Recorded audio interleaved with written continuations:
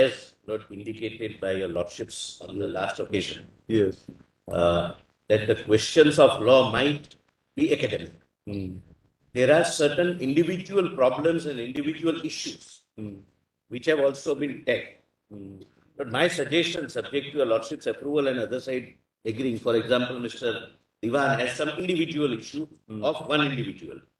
But they can be taken care of on the administrative side with RBI, bank, Ministry of Finance, etc., for which we may not waste the time of the constitution. That can be one way of dealing. If everyone agrees, individual issues can be sorted out. If, according to you, the constitution issues do not arise for consideration. It is. So we have, actually we've circulated a compilation, I don't know whether your lordships have had a chance to look at it, where we've placed before the court all the orders, the series of orders. I'm a little surprised that the expression used waste of constitutional bench's time, when a previous bench of this court has said that these cases must be placed before a constitution bench. So I'm going to read through the orders passed by constitution bench of this court as well as smaller benches of this court referring our matters to this constitution bench. But and I've placed all of that on record in only a minute, Mr. Diwan. I didn't mean in a derogatory sense that wasting for 5 honorable judges' time is precious. That's what I said. I didn't say that we are wasting time. None of us are. Your Lordship, maybe some of the petition, according to my Solicitor General, may be right or wrong, but not the all. So my request only one point, Your Lordship. Serial wise, Your Lordship may touch the petition which have the constitutional point, deal it. Which doesn't have the constitutional point, it should be discarded. See, one thing. The Solicitor General want to say the same thing. If there is a constitutional point, it cannot be academic. It will affect my future, my country's future for at large. So each and every petition should be taken up, whether the petition have constitutional point to be decided or not. If not, keep it one side. If yes, deal it. Either it is academic or not. That's what I like. See, normally what happens, may I say something? May I say something? Normally, when issues are raised before a constitution bench, I think it is the duty of the bench to answer them. Yes. But in the instant case, has it not become a fait accompli? No, So far as the order is concerned. I'm not for a petitioner who has an individual grievance. I'm only on the constitutionality of the actions taken for demonetization. And it has not become academic. With great respect, I've read your lordship's observations on the last occasion. It has not become academic. The issues are live. The issues may arise in the future also. Therefore, my lord, the issues have to be decided. Answering for the posterity is one thing, but to say something for or against the impugned action at this stage, is it not already a fait accompli? It is not academic. We will show to your lordships it is not academic. For example, the 1978 demonetization was actually decided.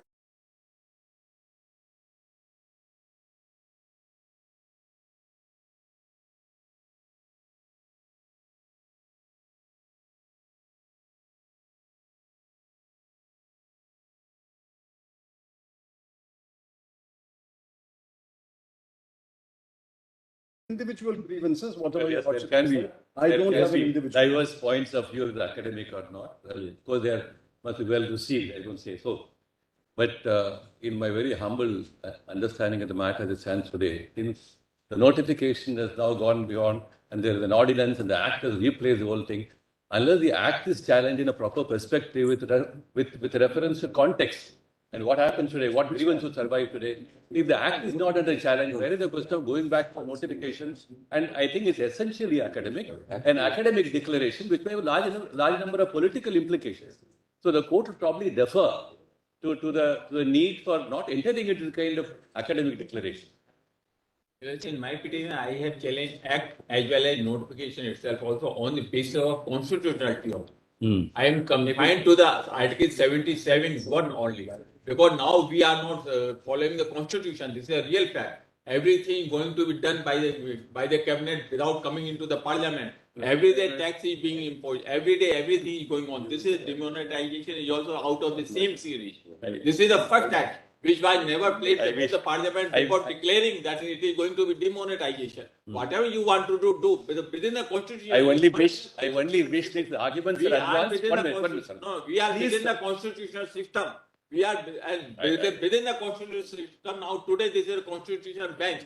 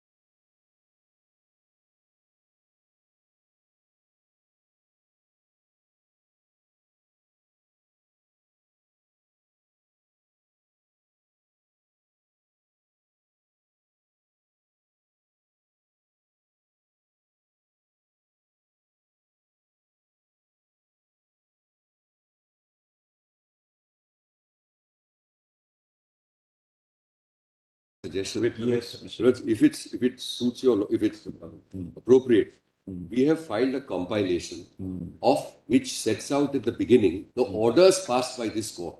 I think if we go through the orders passed by the Constitution Bench and other benches referring the matters, it may serve a purpose. May I request you to just, there are 4 or 5 orders which have been passed by this court, including those framing the questions. I think that will indicate as to how this case has developed and evolved, and then we can progress further as to how we want to proceed to the next step. May I place those judgments? And What we are suggesting. Yes. There are totally how many? 40. About 58. There are 58 matters, right? Yeah. Now, we will take one by one. First, let us see. Yeah. Supposing one, for any reason, has become infructuous, we need not keep. And only those, which are relevant, which are necessary, we will take up independently. Very good. Otherwise, there will be virtually, it is not possible to control also with so You're many right. petitions. Very well. I might just indicate one factor. Perhaps your lordships Mr. are aware of Sharma, it. Your case we will take up at the end. निकाल के side में रख दो, हाँ? Last at the end. I am saying something else. Sorry. हो गया. Order is passed. At the end, you take this case at the end. At the end, remove that case. Which is your case?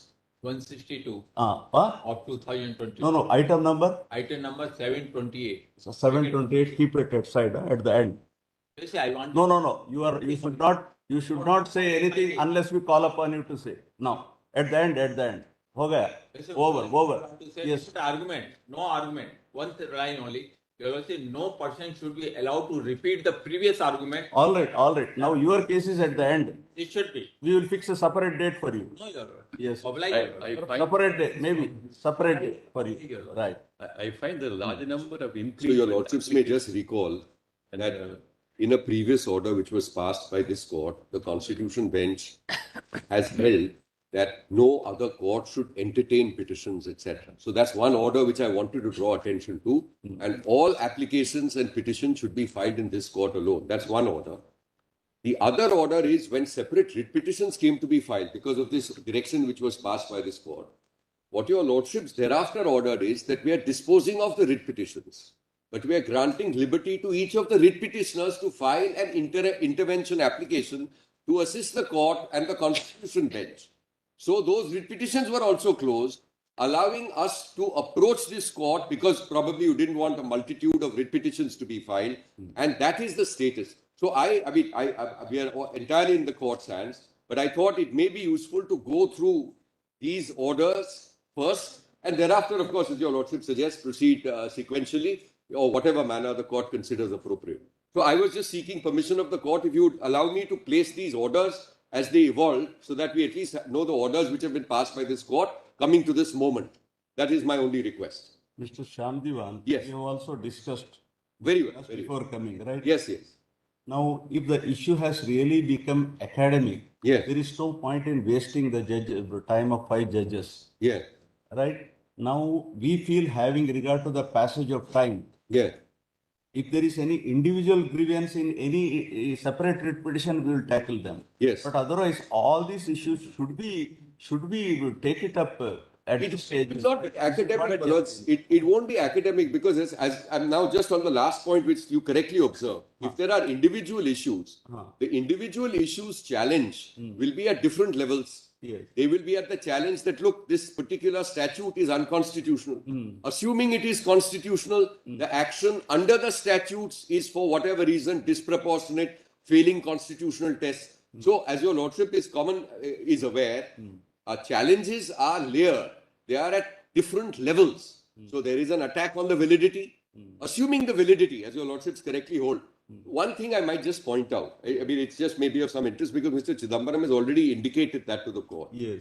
As far as the 77-78 demonetization is concerned, and we have placed that in the compilation, that decision eventually came in 1996 by a constitution bench, which examined threadbare the statute and thereafter went into the individual grievances and pronounced on the individual grievances by the constitution bench itself. So that judgment also we have placed in the compilation. So, I mean, not that that is binding on your lordships in the sense, but that's an indication as to how a previous constitution bench tackling an issue similar to this did proceed in the matter. They retained the matter and they eventually decided it. So, Manoj, I am only speaking now from the perspective of the individual whom I represent. We had filed a writ petition. This court said that please file an intervention in this lead case of Vivek Sharma. So that petition was disposed of. We availed that liberty and we have come here by way of an application, etc. That, Mr. Shamdivan, Yes. with due respect, Yes. that was a time perhaps that order was necessary. Yes, maybe. Now everything is settled Well, down. may I answer that? Yeah, yes. 1978 demonetization was by a separate legislation of parliament. Ordinance on Use them. Yes. The 1978 demonetization was by a separate law of parliament. Ordinance followed by an act.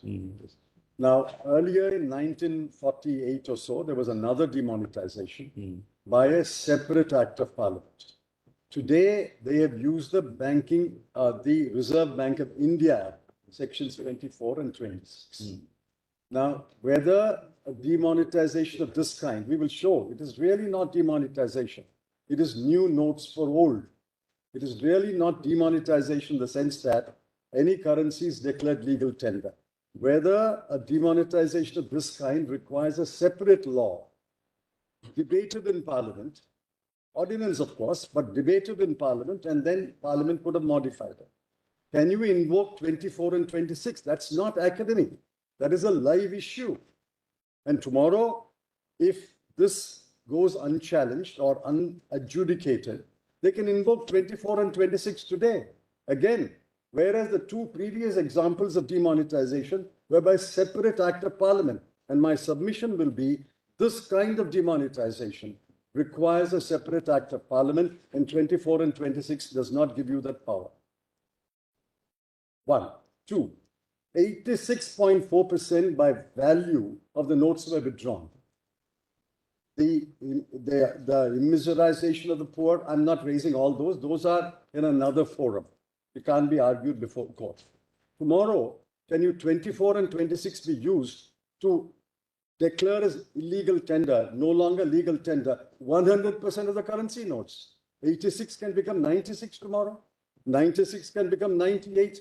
Can you use that power? Therefore, please examine the power under 24 and 26. If your lordship uphold the power, that's a different matter. But please examine that power under 24 and 26. Please don't stop us at the threshold to say this has become academic. It will become academic every time because the demonetization is overnight. And they gave you a 2-day window to exchange, a 2-day window in some shops, pharmacies, hospitals, etc. After that, it will become academic always in that sense. But it's not academic. Your lordships, I would implore your lordships to please examine the scope of the power under 24 and 26, whether a demonetization of this kind, withdrawing 86.4% of all the currency notes in circulation, requires a separate law debated by Parliament. But may I assist by Aye. 2 points I will raise. Before. First of all the other questions which are raised.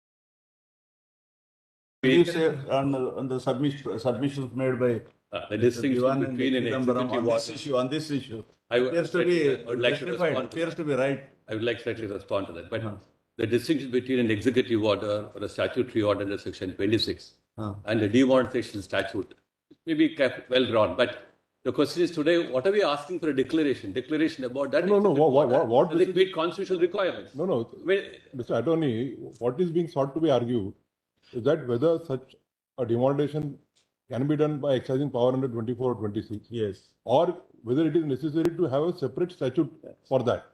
According to Mr. Chidambaram, the earlier demonetizations were by a separate act of the parliament.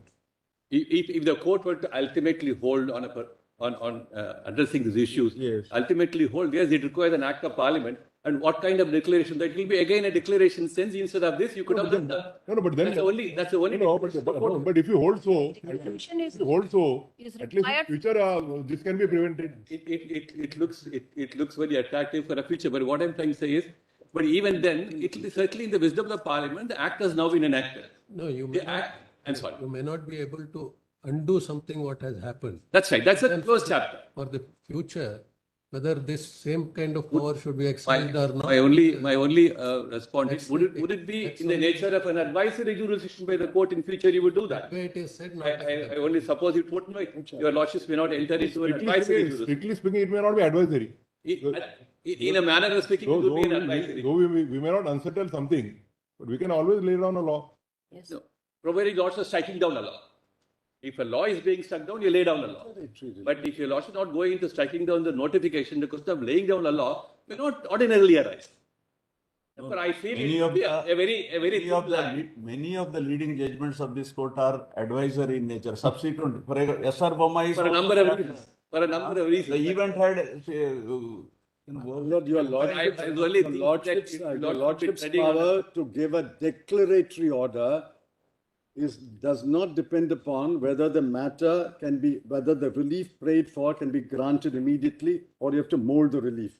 Your lordship's power under Article 32 and 226 and 142 is declaratory. You will declare the law. We need to know what the law is. Parliament needs to know what the law is. Government needs to know what the law is. When will this law be declared? If this case is not a suitable case to declare the law, the next demonetization also In the future, perhaps the same learned Attorney General will come and say, this has been done. So when will you declare the law? The declaratory power of this honorable court does not depend upon what relief you can grant and what relief you cannot grant. Kindly look at the language of 142. For this court is binding. Before that, can we appropriate the questions which are raised? See, there are two aspects.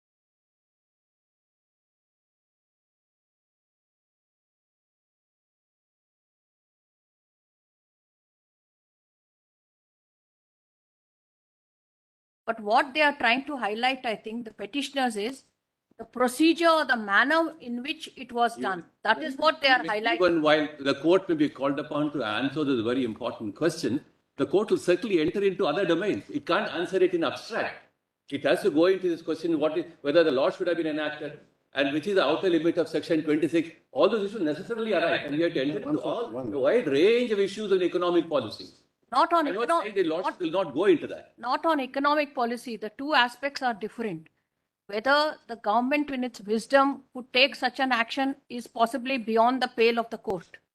But whether the manner in which it was done, the procedure which was adopted is a matter which could be considered, and that is where they are saying give a declaration on it. Be able to satisfy the court the manner in which the government had to do it had certain sufficient justification. But the court will then enter a justification process. Therefore, it's a very grey area of economic policy making, where the court probably, I think, will defer to the wisdom. And now we are therefore, why do you want to enter into the procedural part of it? The Parliament has gone into it. To come to that conclusion, should we hear? Or I quite see that. I don't say that we are averse to the court going into the question, but I'm only saying that court will necessarily enter into a wide range of connected issues which cannot then unentangle. Quite a number of issues are there. Well, the laws travel far beyond what the learned Attorney General is saying. Your Lordships have now said every action will be tested on the doctrine of proportionality. Even if it's economic policy, it can be tested on proportionality. Therefore, the laws travel far beyond, my lord, all these 20-year, 30-year-old theories. Therefore, even if economic policy, I'll pose a question. Suppose tomorrow a government decides 100% of all currency notes will be demonetized. And they demonetize them. But will you not, Lordships, not test it on the doctrine of proportionality? If suppose the only currency notes that were available at that time in 2016 were, I think, 2 rupees was the lowest denomination. Suppose even 2 rupee note had been demonetized. Please remember, 86.4% represented 500,000 rupee notes. There were very few 2 rupee notes, 5 rupee notes, 10 rupee notes, 50 rupee notes, and 100 rupee notes. We think that they are the common currency in circulation. That is not so. C in C, currency in circulation, 86.4% was 500,000, and that was taken away. And tomorrow, you say exercise power under 24 and 26, I will take away 99.9%. Then the court is powerless to test it. It may be sound economic policy or unsound economic policy, but your Lordships can't test it on the doctrine of proportionality. Of course, your Lordships can. Your Lordships, I think one of your Lordships delivered a judgment on proportionality, Justice Ramasubramaniam. There is a judgment of Justice Chandrachud on proportionality. We will place all those judgments. But to stop us at this, say it's all academic, it's not academic. Please hear us for at least an hour, then decide whether it's academic or not. Kindly do that, while adopting the submission, respectfully adopting the submission of the legislature. But essentially, it's for your Lordships to take a call, whether to hear it on merits or otherwise. We have filed our reply long back, and we have an answer to each and every question raised. But this is not the occasion today to respond to them on merits, and therefore we are not responding. But I must tell your Lordships, so far, whatever are the decisions rendered by your Lordships on your Lordships jurisdictional to interfere in the economic policy regime, your Lordships have so far not examined it on the ground of proportionality. And the reason is very obvious. It is essentially for the executive based upon several factors, which some of which may not even come in public domain, to take certain policy decisions immediately in an emergent situation. One of them can be terror funding. So, my lord, these are the issues. The question is whether your lordship would like to go into it. If my learned friend wants it for an hour or so to decide whether the court should, my lord, go into it, Lord, your lordships may do so. But as the learned Attorney General, Lord, I am respectfully, Lord, adopting the submission that it may perhaps eventually be, Lord, All right, we will hear Mr. Chidambaram or Diwan, whoever, on this question for the present, and let us see how things take shape. Whether we should Lord, decide or not. Yes, Lord, may I suggest, Lord, on behalf of both of us, Lord, if your lordship would like to examine for an hour or so, my lord, whether to hear what are the prayers, etc. Then, my lord, we may also need some time. Sure. The lordship may have, my lord, immediately on whatever date, my lord, possible. One of the concerns which I want to share with the lord. While all these arguments.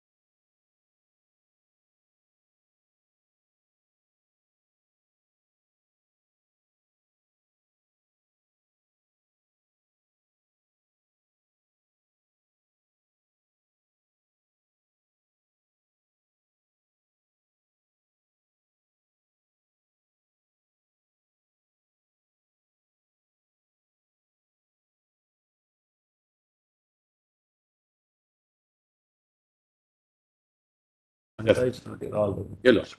Let the petitioners begin. Let us see how, after some time, how things take shape. And for you, we will grant you time. There is absolutely no problem. Let them make a beginning today. What do We you have say? no difficulty about that. Certainly, your lordships will have their answer on that. But I only want to share some concerns. Again, to not the cause of repetition. To introduce arguments such as proportionality and inviting the court to get into certain very important questions of economic policy will be a very high decibel invitation. So I think the court may have to be very slow in getting into the argument, particularly in the realm of, say, now it's no longer a mere domestic banking decision. How will the government deal with a banking policy At a global level, we have so many issues arising in even domestic intervention.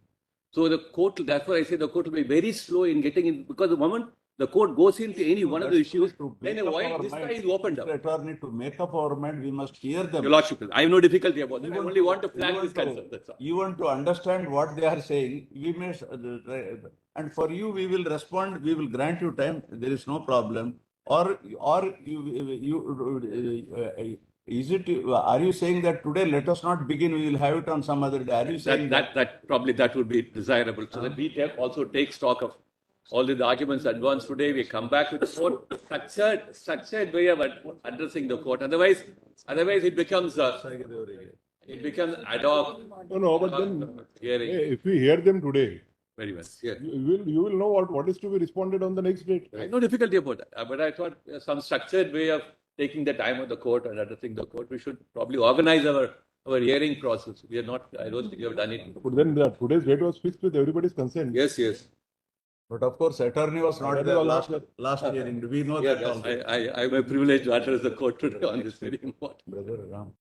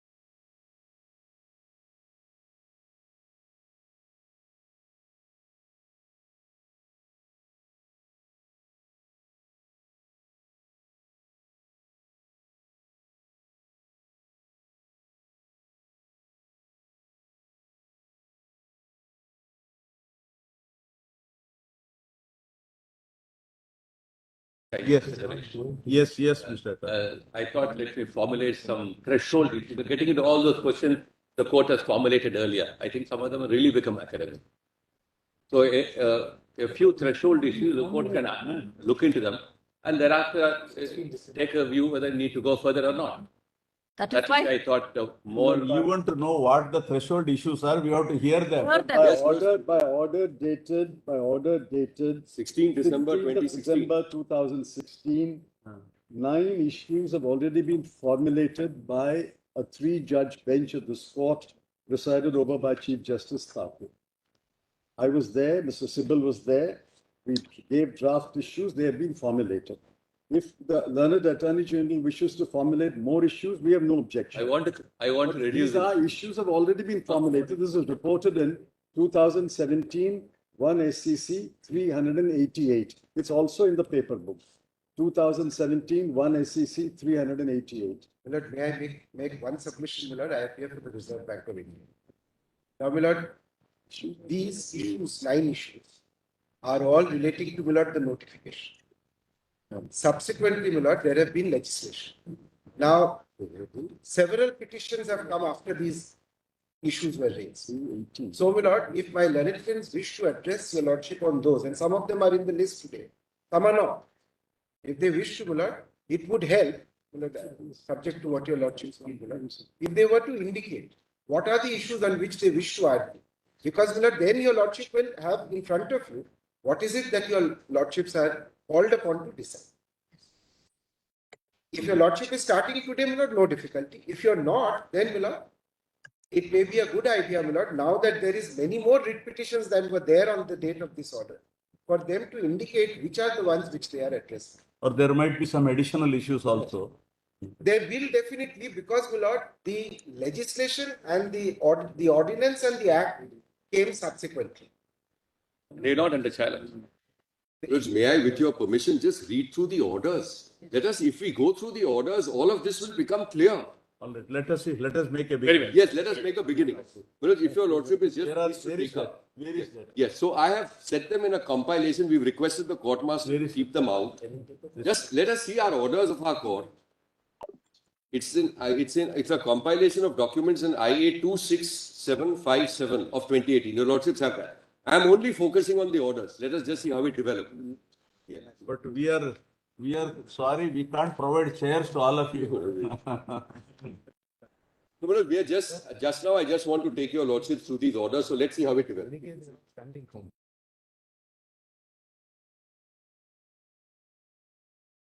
To page 1. Yes.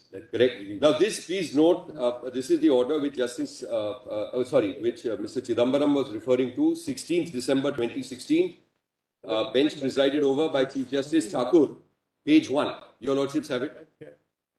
If my learned friends can give us a copy of these. Yes, we'll give you a copy now. So give it to you. Yes.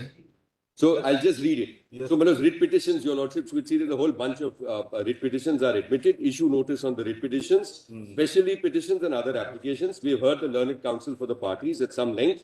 In our opinion, the following important questions fall for our consideration in this batch of petitions. Now, these are the 9 questions formulated. Please see whether the notification dated 8 November 2016 is ultra vires 26(2). Section 717 so-and-so of the RBI Act. This is what Mr. Chidambaram was projecting a short while ago. Does the notification contravene the provisions of Article 300A?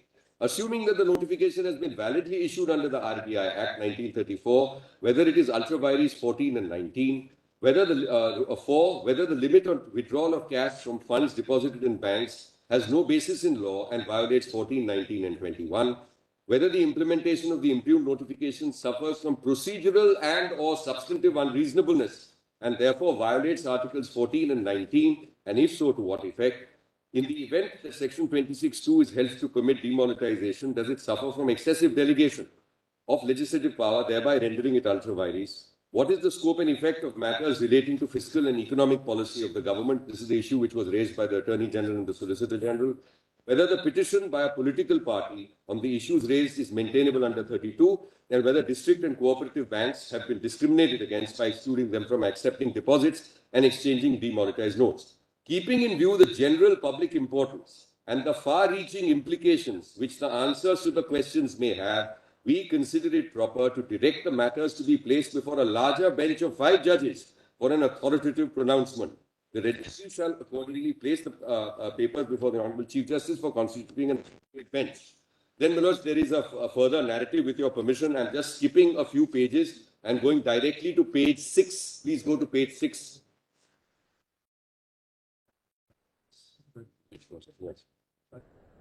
Yes.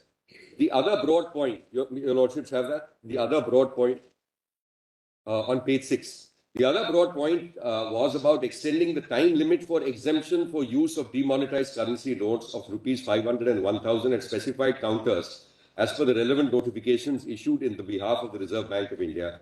It was contended that the exemption period provided in the concerned notification is expiring.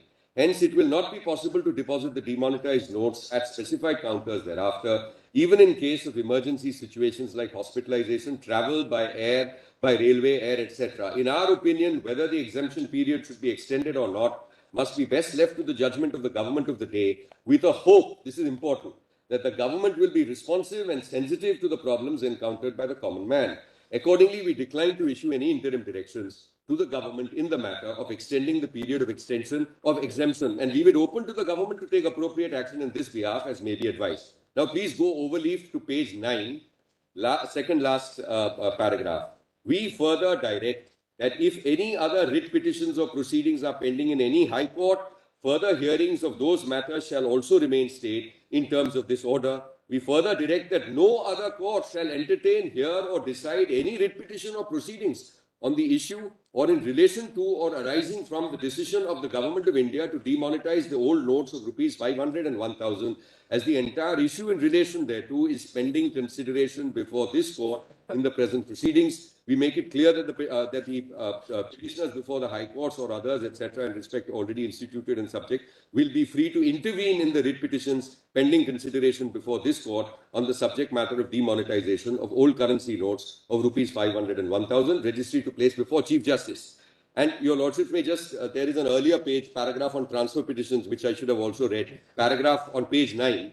That takes us to the transfer petitions filed by the Union of India for withdrawing all the writ petitions and proceedings pending in various high courts across the country to hear those cases along with the writ petitions in this court. So at the instance of the Union of India, it was consolidated here. Your Lordships have passed these directions requiring all of us to come here before this court.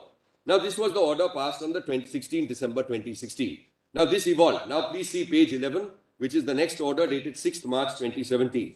Now, this is a bench presided over by Chief Justice Kehar, and your Lordships will see those names on page 14. But I will just mention here now there are several writ petitions over here, which are fresh petitions filed, page 11. Your Lordship has that. Now, please see, yes, so these are individual grievances. Please go to paragraph 2 on page 11. Very well, I'll start from the top. Learned Counsel for the petitioners in the first instance invited this court's attention to the speech delivered by the Honourable Prime Minister on 8th of November 2016 with reference to the demonetization scheme. A pointed attention was invited to paragraphs 9 and 10 thereof, where it was clearly expounded that such of the persons who could not get their old notes of 500 and 1,000 currency notes by 30th December 2016 would be permitted to do so at specified offices of the Reserve Bank of India by 31st March 17. The court's attention is also drawn to the notification by the Finance Ministry on 8th of November, which envisaged that old currency notes held by individuals other than banking companies would be permitted to be deposited subject to specified conditions. Condition 9 in paragraph 2 postulates as under: any person is unable to exchange or deposit the specified notes in their bank accounts on or before 30th December 2016 shall be given an opportunity to do so at the specified offices of Reserve Bank or such other facility until a later date as may be specified by it. Based on the aforesaid condition, it was submitted that the notification dated 8 November 2016 was in consonance with the speech of the Honourable Prime Minister. The predicament faced by the petitioners emerges from an ordinance number 10 of 2016. So now the ordinance has come after those questions have been formulated. Issued on 30th December 2016, an extract of paragraph 4 of the ordinance is set out. Exchange of specified bank notes for one, notwithstanding anything contained in section 3, the following persons holding specified bank notes on or before 8th of November 2016 shall be entitled to tender within the grace period with such declarations or statements at such offices of the Reserve Bank of India or such other manner as may be specified by it, namely, and then it talks about citizens of India who make a declaration, and number 2, such classes of persons and for such reasons as may be specified by the notification. So this will specifically come up in this batch of petitions. I'll indicate how. Please go to paragraph 6. Based on paragraph 5 extracted above, so then there's paragraph 5 of the ordinance, it was submitted that an avenue has been postulated for dealing with deposits even after the expiry of the grace period of 30th January 2017. It was pointed out that despite the aforesaid postulation in paragraph 5, no individual has been permitted to make deposits of old currency notes after 31st December 2016. It was submitted that the petitioners had genuine reasons for not being in a position to deposit the old currency notes by 31st December 2016, and yet no attention was paid to the predicament of the petitioners, even though the petitioners had brought out their grievance to the notice by the competent authority. Issue notice returnable, etc., and therefore the petitions were entertained. Then the next order of importance is at page 17. Please go directly to page 17. This is my petitions, is one of the petitions in the caption petition, page 17. This is an order your Lordship will see of 21st of March 2017. Please go directly to page 19. Page 19. Issue notice. On our asking, Sri So-and-so Learned Counsel accepts notice. Having heard submissions which remained inconclusive and before proceeding further with the matter, it was felt that this court should ascertain from the Union of India, A, whether the central government intends to exercise its powers conferred under 412 of Ordinance 10 of 2016, and B, if the answer to A is in the negative, the reason why the central government chose not to exercise its jurisdiction, an affidavit may be accordingly filed by the central government explaining its position. This affidavit is also filed, which we will come to, but I'm just pointing out. So this issue of section 4 or clause 4 of the ordinance is very much an issue, and this court directed at that point of time. Now please see the final, the last of the orders, important, 3rd November 2017. Now this is begins at page 20. This is a bench presided over by Chief Justice Deepak Mishra, and your lordship may go directly to page 22. Now please see, there is a huge batch of writ petitions in the caption. Your lordship say, because now all petitions are consolidated, all have to be filed before your lordship. This included my petition as well. Having heard learned counsel for the petitioners and Mr. Venugopal, learned Attorney General for the Union of India, we think it appropriate that the petitioners should file applications for intervention or impleadment in Vivek Sharma versus Union of India. It is hereby made clear that they can assist the court when the matter is argued with regard to the constitutional validity of the law. That apart, their individual grievance may be dealt with by the Constitution bench, keeping in view the ultimate decision of the larger bench, or if it is otherwise possible, the instant petitions are accordingly disposed of. All pending interlocutory applications are also disposed of. And then one of the petitions is rendered, just the infructuous, the last one. It is submitted by Mr. Puneet Jain, learned counsel for the petitioners, that the writ petition has become infructuous. This is because cooperative banks were extended a facility which they were not given earlier by a notification, etc. They were allowed to make the deposits. So therefore, this petition, which was filed by the Jain Cooperative Bank Limited, etc., had become infructuous. So that was closed. The other petitions, including mine, were referred to the Constitution bench, as you have seen. Interventions were allowed to be filed to assist on the constitutional validity of the law. Now, this is the state, your lordships may just note, as far as the orders of this court are concerned. Now, there are a couple of things which I should just mention to you. The Attorney General made a statement on this day, which is actually reported, it's not recorded in the order, but I'm just for completion indicating on the 3rd of November 2017, where he, and we have at page 84 of the same compilation, there's a news report, but I'll just summarize it for you. The difficulty was that once this new act came, holding these currency notes became a prosecutable offense. So people like me had currency notes in 1,000 and 500. We had come to the court and there was a potential prosecution which was being faced. So the Attorney General very fairly made a statement that as far as these petitioners with regard to the notes which they have disclosed, etc., because we made a disclosure in our petition of exactly how many notes we have, there will be no coercive steps which are taken against them. So this is now the background over here with respect to the orders passed by this court. Now just have a look at page 101. I'm not reading it beyond pointing out as to what. So just go to 100. Now this is your lordship's Constitution bench judgment rendered, as you will find at page 101 of the compilation, on 9th of August 1996 in the context of the Demonetization Act of 1978. Your lordships have that? Now, this is again by a Constitution bench, which your lordships have noticed at page 101. I don't want to take your lordships' time over this, except to say that apart from the issue which Mr. Chidambaram had pointed out with regard to the magnitude and whether this power can be exercised at all, the other element which the Constitution bench did is, after examining whether the act and whether the action was constitutionally infirm or not, went into the individual cases of the writ petitions. I'm just pointing out, it happened before the Constitution bench. Even though this was 18 years down the line, 1978, judgment eventually rendered in 1996, but the guardrails were set by the Constitution bench at that point of time in the context of whatever was done way back in 1978, not dismissed as academic. And then for individual grievances, it was examined by the Constitution bench. And you will find that, for example, at page 109, individual writ petitions by various cooperative banks, etc., and their grievances are examined and then dealt with by the Constitution bench itself. So I would respectfully submit, now that your lordships have a very good idea of how this matter progressed, how we are all before this court. Why? Because this court said, don't go elsewhere and come here. Once this court says come here, once this court says it is to be decided by the Constitution bench, to borrow your lordship's expression, it then becomes the duty of the court to decide. Now, we are not insisting on whether it is to be decided today or tomorrow. But to shut us out and say that the issue is academic, as is being suggested by the other side, is, according to us, completely improper. Now, Manoj, to answer that other point, there are, as you have seen from so there are substantial questions which are framed, which are already there. Then you have two statutes. So may I just point those out from the compilation? Page 38, just have a look at 38. I'm not going to read anything. 38 is the ordinance, which is subsequent to the framing of those questions. 38. This has the appointed date, clause 3, clause 4. And it came to be substituted by an act which is at page 53. So it becomes Act 2 of 2017. Ramdev, Yes. Just on fact. Yes, yes. See, the earlier demonetization. Correct. You have seen Justice Mukherjee's judgment. Yes. Is it similar to the present one or it's different? The answer is yes and no. The answer is yes, because it was, of course, a demonetization of currencies, etc., and a question of whether there was power under the RBI Act to do so. The answer, so to some extent, yes.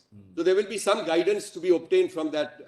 But as Mr. Chidambaram mentioned a short while ago, in terms of texture, this is a very different situation because it's over 86% of the currency notes. So What was the percentage earlier? it was a very small 1.8%, very high denomination notes. 10,000 rupee notes and 5,000 rupee notes, which your lordship remembers, 1978. Hardly anybody would have seen a 5,000 or a 10,000 rupee note. Today, you have demonetized 500 and 1,000. Somebody, my lord, Rip Van Winkle, thinks that 500 and 1,000 are scarce notes. They are not scarce notes. They represented 86.6% by value. You have taken away 86.6% of the currency in circulation. Therefore, my lord, they are similar, as Mr. Devan said, similar but dissimilar. Your lordship will get some guidance from Justice Mukherjee's judgment, but your lordship will have to go further and examine the enormity of this demonetization. So, sorry. So, Manoj, just to The other thing, perhaps, if I remember, those 10,000 rupee notes were very big, you know. Hardly any. I have not seen a 10,000 rupee note. I am assuming in those days. They were large notes. They stopped issuing those notes long ago. There were some notes which were available. Similarly, the earlier demonetization also was a separate law, but that again was not the Mahatma Gandhi series, but the King George or whatever series. There were very few notes at that time in circulation, and therefore they said demonetizer. But you have taken away the bulk of the currency in circulation. And to say that this cannot be examined, this is economic policy. My Lord Justice Ramasubramanian's judgment is on cryptocurrency, virtual currency, policy of the government. RBI issued a circular. Your lordships have held that the circular is illegal by testing it on the ground of proportionality. What else is cryptocurrency and virtual currency? It's an economic policy of the RBI. RBI said we will not allow virtual currency. That's an economic policy which the RBI is implementing through a circular. Your lordship has struck it down on the ground of proportionality. Therefore, my lord, your lordships would have to hear us for some time even to come to the conclusion whether it's not academic. But we are confident we can satisfy your lordship. The issues are not academic, they are very live issues. If I may add, Miller, to answer the query raised by Miller, so that the earlier... No, the Act is still in force. The Act yes, is of still course. in force. Yes, of course. The Act is a very The Act is still in force. yes. Yeah. And it Maybe I'm just. no, it is in force. If they withdraw the Act, then repeal that, then perhaps it may become infructuous. Is it so? No, Manoj, it still won't be so long as they give us value. The Act is now occupying the field. No. If you repeal the Act, probably then Then it will be a different, story altogether. Why should we? Why should one any one thing of us get into those hypothetical questions? no. Just I understand. These questions are bound to come. We're bound to answer them. Well, one thing is the act, the other is the notification of 8th of November. That notification of 8th of November is the one that is squarely challenged, apart from 24 and 26. The notification of 8th of Mr. November, Chidambaram, notification is issued in exercise of what power? exercise of powers under section 26. Of the Act. Yes. RBI. RBI. All right. So, Manoj, just to wind up, I might just indicate, in this compilation, you need not turn to it. We have also set out those impugned notifications. So they begin from page 31 onward, just for convenience. So that the notification, there is the Prime Minister's speech on 8th November 2016. There is the statutory notification at page 31. there is the Reserve Bank of India and the Press Information Bureau press statements which they have issued at pages 35 and 37. These are the subject matter of challenge, or to say that, look, we draw sustenance from these particular provisions. These provisions, speeches, etc., indicated that even after 31st of December, at our Reserve Bank of India branches, etc., there will be some specified branches, there will be facilities which were made which will be available. Then in this compilation, I've just placed it. I'm not going to take you to it. The facts as far as I am concerned. So I placed my writ petition which I had filed before this court. I was told that no, come with an intervention application, which is why I'm here before an intervention. I had left the country in April 2016. I returned in February 2017. When I had withdrawn some money. I'm telling you the real issue. This was hard-earned money which I had kept because I had to undergo a knee surgery or something, so I had kept it. I have all those deposits and those particulars. When I come back to the country in February 2017 and make a request that, look, please exchange these notes, etc., I am told, no, that can't be done. It's 1,62,000 as far as this particular party is concerned. It's very, very important. Hard-earned money, you cannot nullify it. So therefore, the constitutional elements come in. 300A, of course, 19(1)(g), 14, proportionality, and livelihood, which we'll come to, on life at any rate. But we'll deal with that at an appropriate stage. And the final thing which I'm just mentioning in this particular compilation, we've actually separately e-filed another compilation, but e-filing I've also given a physical copy. You needn't turn to this. Here, you needn't turn to it. But I want to just mention one thing, what the Reserve Bank of India said. The Reserve Bank of India said that that 16,000 crores worth of these notes, which are the specified bank notes, the value of which was specified, 16,000 crores worth was left outstanding. That is what their statement said on 30th August 2017. What do you mean Before by your that? law. What do you All mean by right. that? So what they said, so your lordship recalls that at the moment demonetization was announced, there was a window given for exchange of those notes, Yes, etc. yes. So basically it fell under two schemes. The Prime Minister very fairly said that, look, the last date is going to be in December 2016 itself. However, for appropriate cases, there will be some extension which is to be granted. That was obviously consistent with the government thinking and policy at that point of time. Thereafter, on 30th December 2016, they introduced an ordinance which said that, sorry, the last date is not going to be anywhere in 2017. It is going to be 31st December 2016 itself. And we are not going to allow any extension, though the ordinance provided for that provision under Section 4, which this court asked the central government to file a reply that, look, are you planning to exercise this power under Section 4 or not? So that's a separate issue. Now what happened? So to answer the question, what the Reserve Bank of India said is that all the currency notes which were cancelled, I'm just using the expression cancelled, or the specified bank notes of 500 and 1,000, which they have received back, it constitutes 98.96% of the notes which were in circulation. But 16,000 crores worth of notes are still outside. This is Reserve Bank of India's statement. Out of that 16,000 crores worth, there may be some which are, which don't justify any leniency or any extension of benefits by the government because they may be unauthorized. So we are not talking. But in genuine cases like mine, where I was overseas, I came back, I have full disclosures. Even those people, in my case, 1,62,000 are completely shut out. So I'm left with holding these particular notes which are of no value. And thanks to the Attorney General's statement which he made, which I indicated to your lordships, we are not being prosecuted.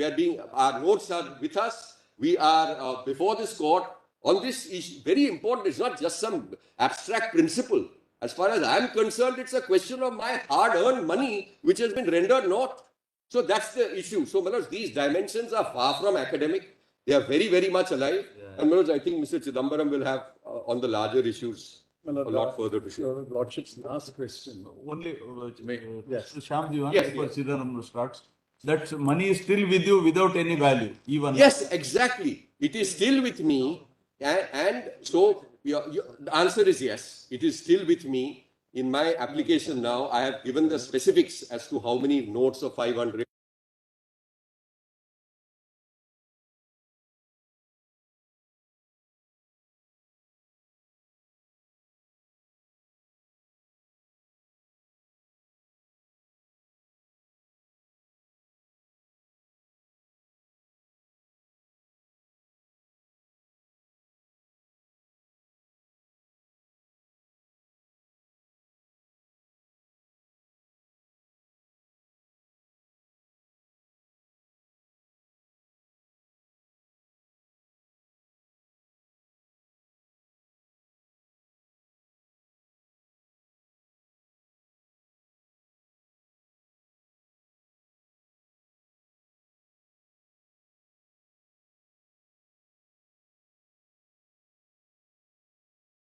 actually requires a full hearing, Manoj.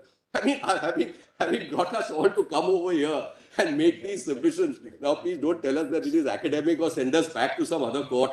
Because your lordship, see, they move transfer petitions from across the country and wherever else, we've all come over here now and we waited.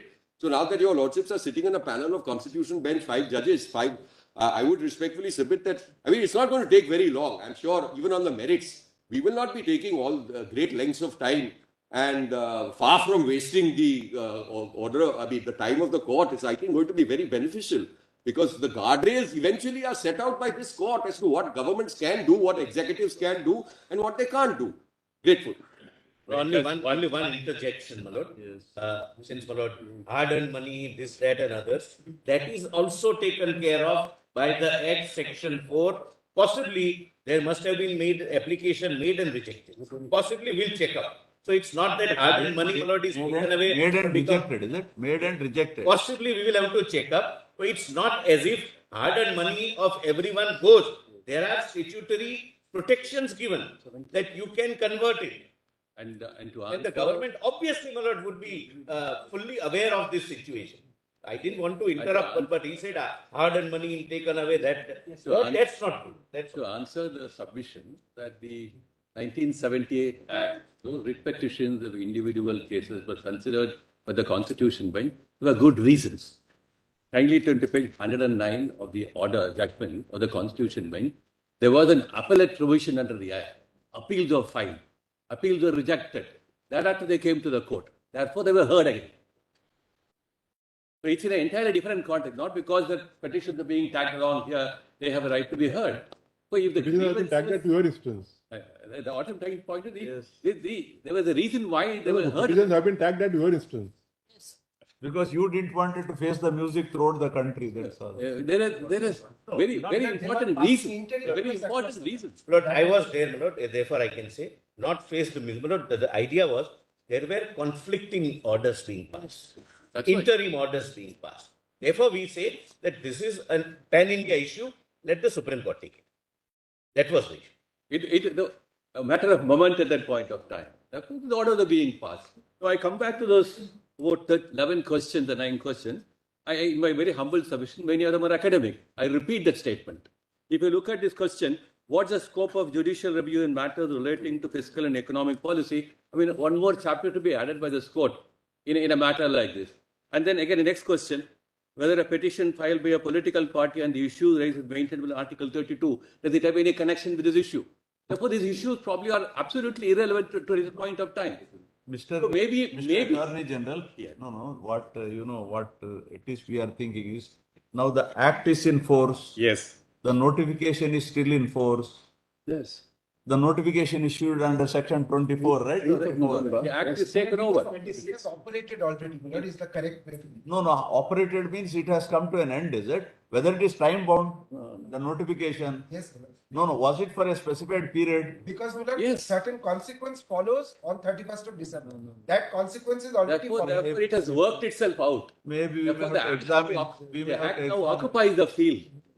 We may have to examine, Mr. Attorney General. But then I would probably advise the court that there was limited threshold examination of what would be, if at all the court may have to go further in this matter. I thought a limited threshold examination. What is the prayer essential sought in the expedition? Your Lordship, please. What is the prayer sought in, at least in Set aside the notification. exactly? That's right. That notification Therefore, is fully enforced. even if you set aside the notification, the act is in force. So therefore you can't have a. That's why it's an academic declaration. No, in some of the petitions, the Act has also been challenged. Act has been challenged, like 24 and 26. So it won't become academic in that sense. And above all, we can only say academic or infructuous, but both sides agree. But if there is a point and a counterpoint, even to say whether it is infructuous, whether it is... I quite see that. I quite see that. But only the concern is, before going into the larger canvas which persuaded the government to enter into this very important exercise. To lay down for the court all those very important considerations taken by the government. And it certainly That is why the earlier denotification, though, if I am right, it is 78, is it, or 76? No, that was This not examined in which year? 92, is it? 96. 18 years later. We are the distinction between the 1978 Act and what's happening today is a very important distinction. A large number of developments in economic policy, banking policy, globalization, and impact of monetary policies across the globe. There is a large number of issues, corruption, black money, whole number of issues being taken into consideration by the government.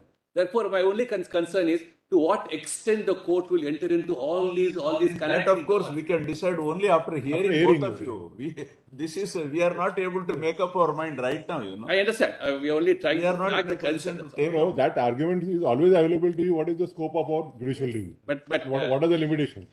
So while examining their submissions, we will always be guided by those principles. I'm not restricting that at all. I'm not saying that at all. But only saying that my concern is the moment you to get into any one of the issues, then there are further issues which keep cropping up. Therefore, I was trying to look at the issues. How many of them are academic today? Will the court go into all those issues at all? Probably that's why I said let's have some threshold for issues. How can you say that? Like to go into. How can you say that issue number 7 is only academic? No, it's not academic. What is the scope of judicial review in matters relating to There are any number of your lordship's pronouncements on that.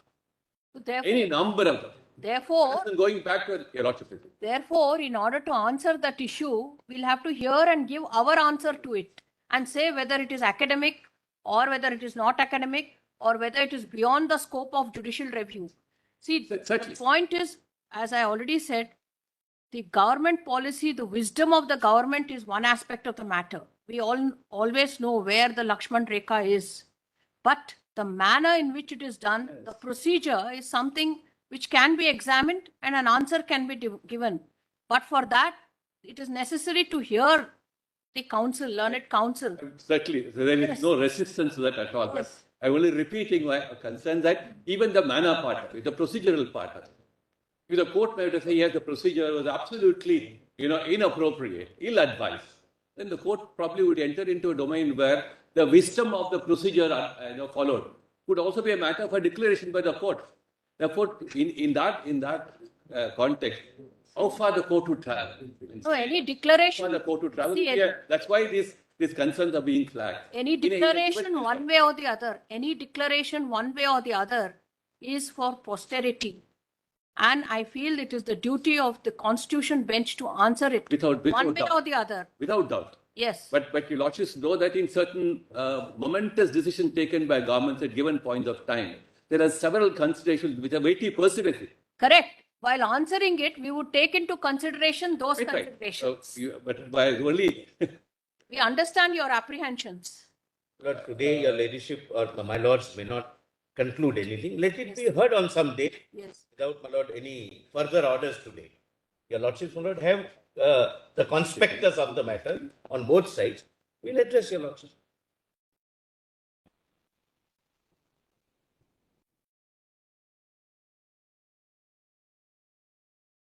Know whether there is a point and a counterpoint which requires consideration.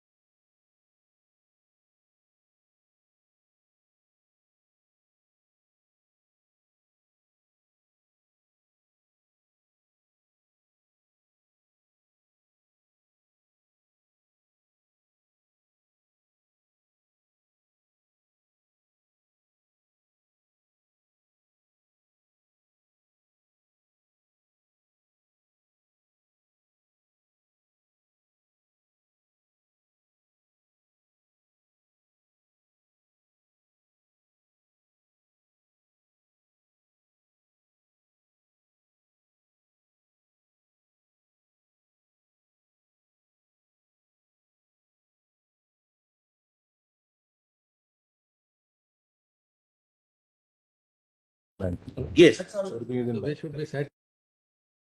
Yes, Lord. Taken away suddenly and have no remedy. While taking that decision, even the hardship to be faced by honest people like Mr. Divan's client, they're also taken into consideration and provisions are. Because my lord, your lordship will recollect that every my lord, exemption which is given under this scheme creates my lord, a huge my lord, impact. People try to take advantage of that exemption.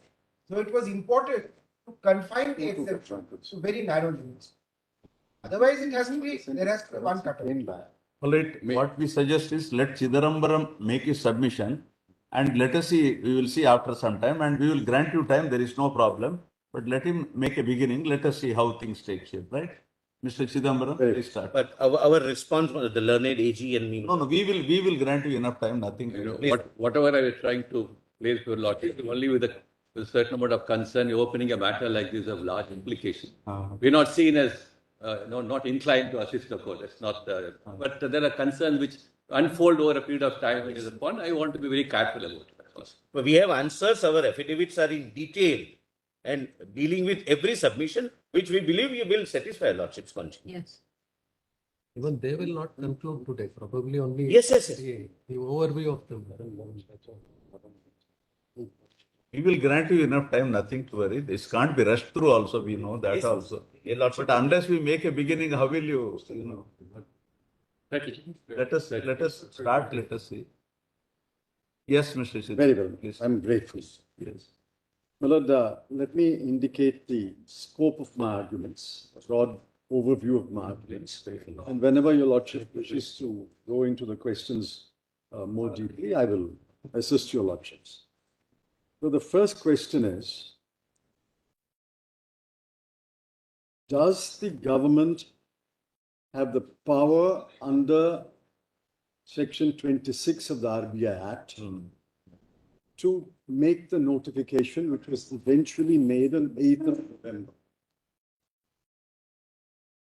8th of November. In my submission, the government does not have the power. This was realized way back in Mr. Chidambaram, before that, Yes. if you can give some sequence of events to understand better. All right, I'll tell you. Just the sequence, what happened on what day, just a few, you know. Well, there are only 3 events to our knowledge, and none of the documents pertaining to those 3 events have been produced, which is one of my complaints, which I will address. According to the record, according to the counter affidavit, and according to what is available in the public domain, Yes. on the 7th of November 2016, government wrote a letter to the Reserve Bank of India asking for its recommendation whether 500 rupee note and 1000 rupee notes may be demonetized. The starting point, according to the record, is the letter from the government to the RBI. The RBI board, my lord, your lordship knows, consists. What exactly is the query to the RBI? What exactly? Please make a recommendation whether 500 rupee note and 1000 rupee notes may be declared as no longer legal tender. That was This is the letter from the government to the RBI. Much turns on that. On the 8th of November, the next day, the RBI did not take even 24 hours to consider the letter. The very next day, the RBI board meets in Delhi, not in Bombay. It meets in Delhi. The RBI board. What is the significance? No, Bombay or Delhi. What is its significance? Mr. Sharma, please maintain the decorum. Please maintain the decorum.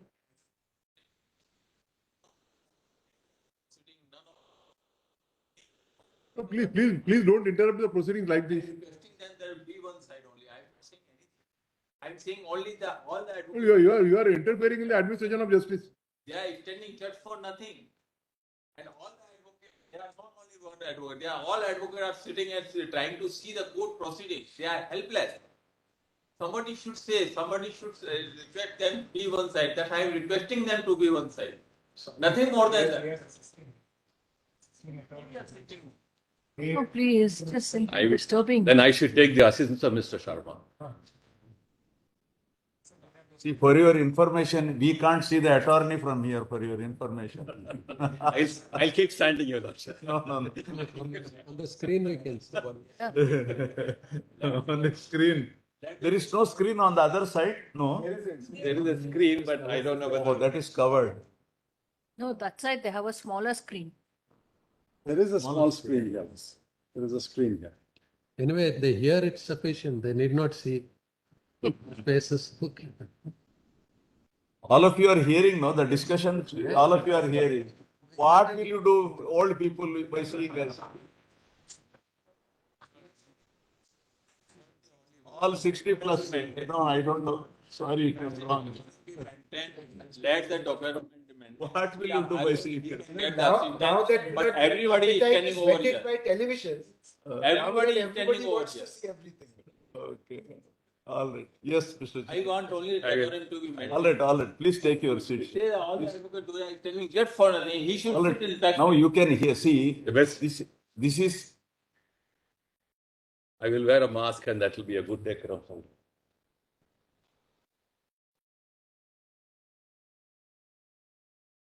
oh, all of you have VC links also. Yes. Of course, televised also. Yes. So that's They can. that explains why. When there is no I screen, didn't want to say it anything. can't be helped. Yes, No, Mr. Attorney, it means And this is not the first time a constitution bench is heard. This is always like this, in the court, no, Mr. Attorney, according to you, even if Sharma goes out, he can see the proceedings. Yes. Yes. He can see the proceedings wherever he is. On the phone. Otherwise, if he is interested in seeing, Wanted to get the BC reading, Your Lordship. I declined and court martial they mentioned before the court. I'm not well.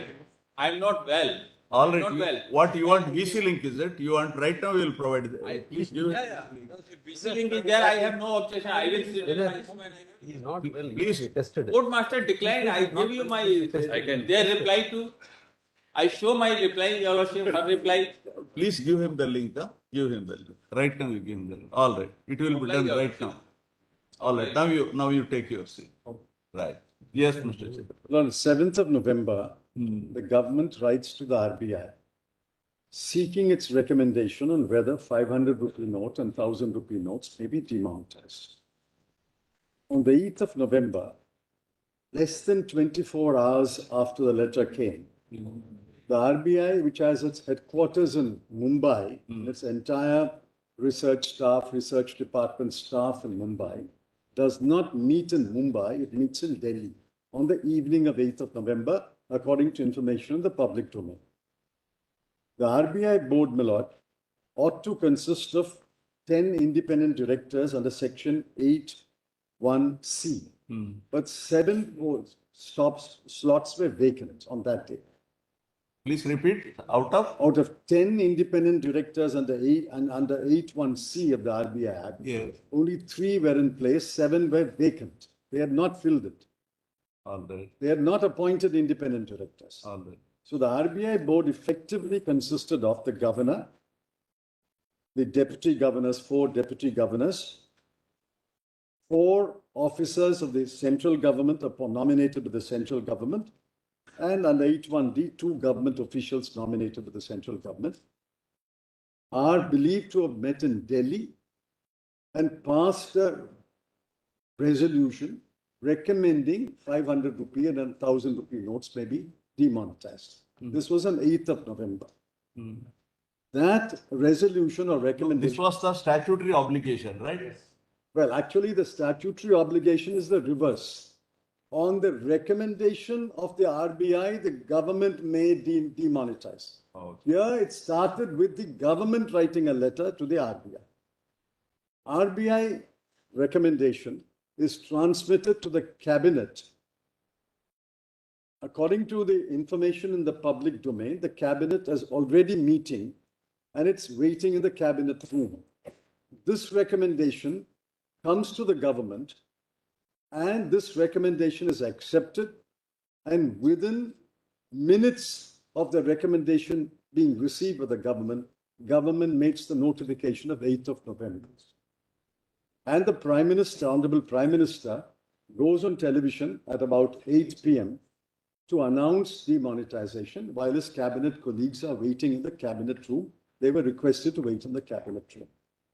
Question is, my lord, my lady asked me a question.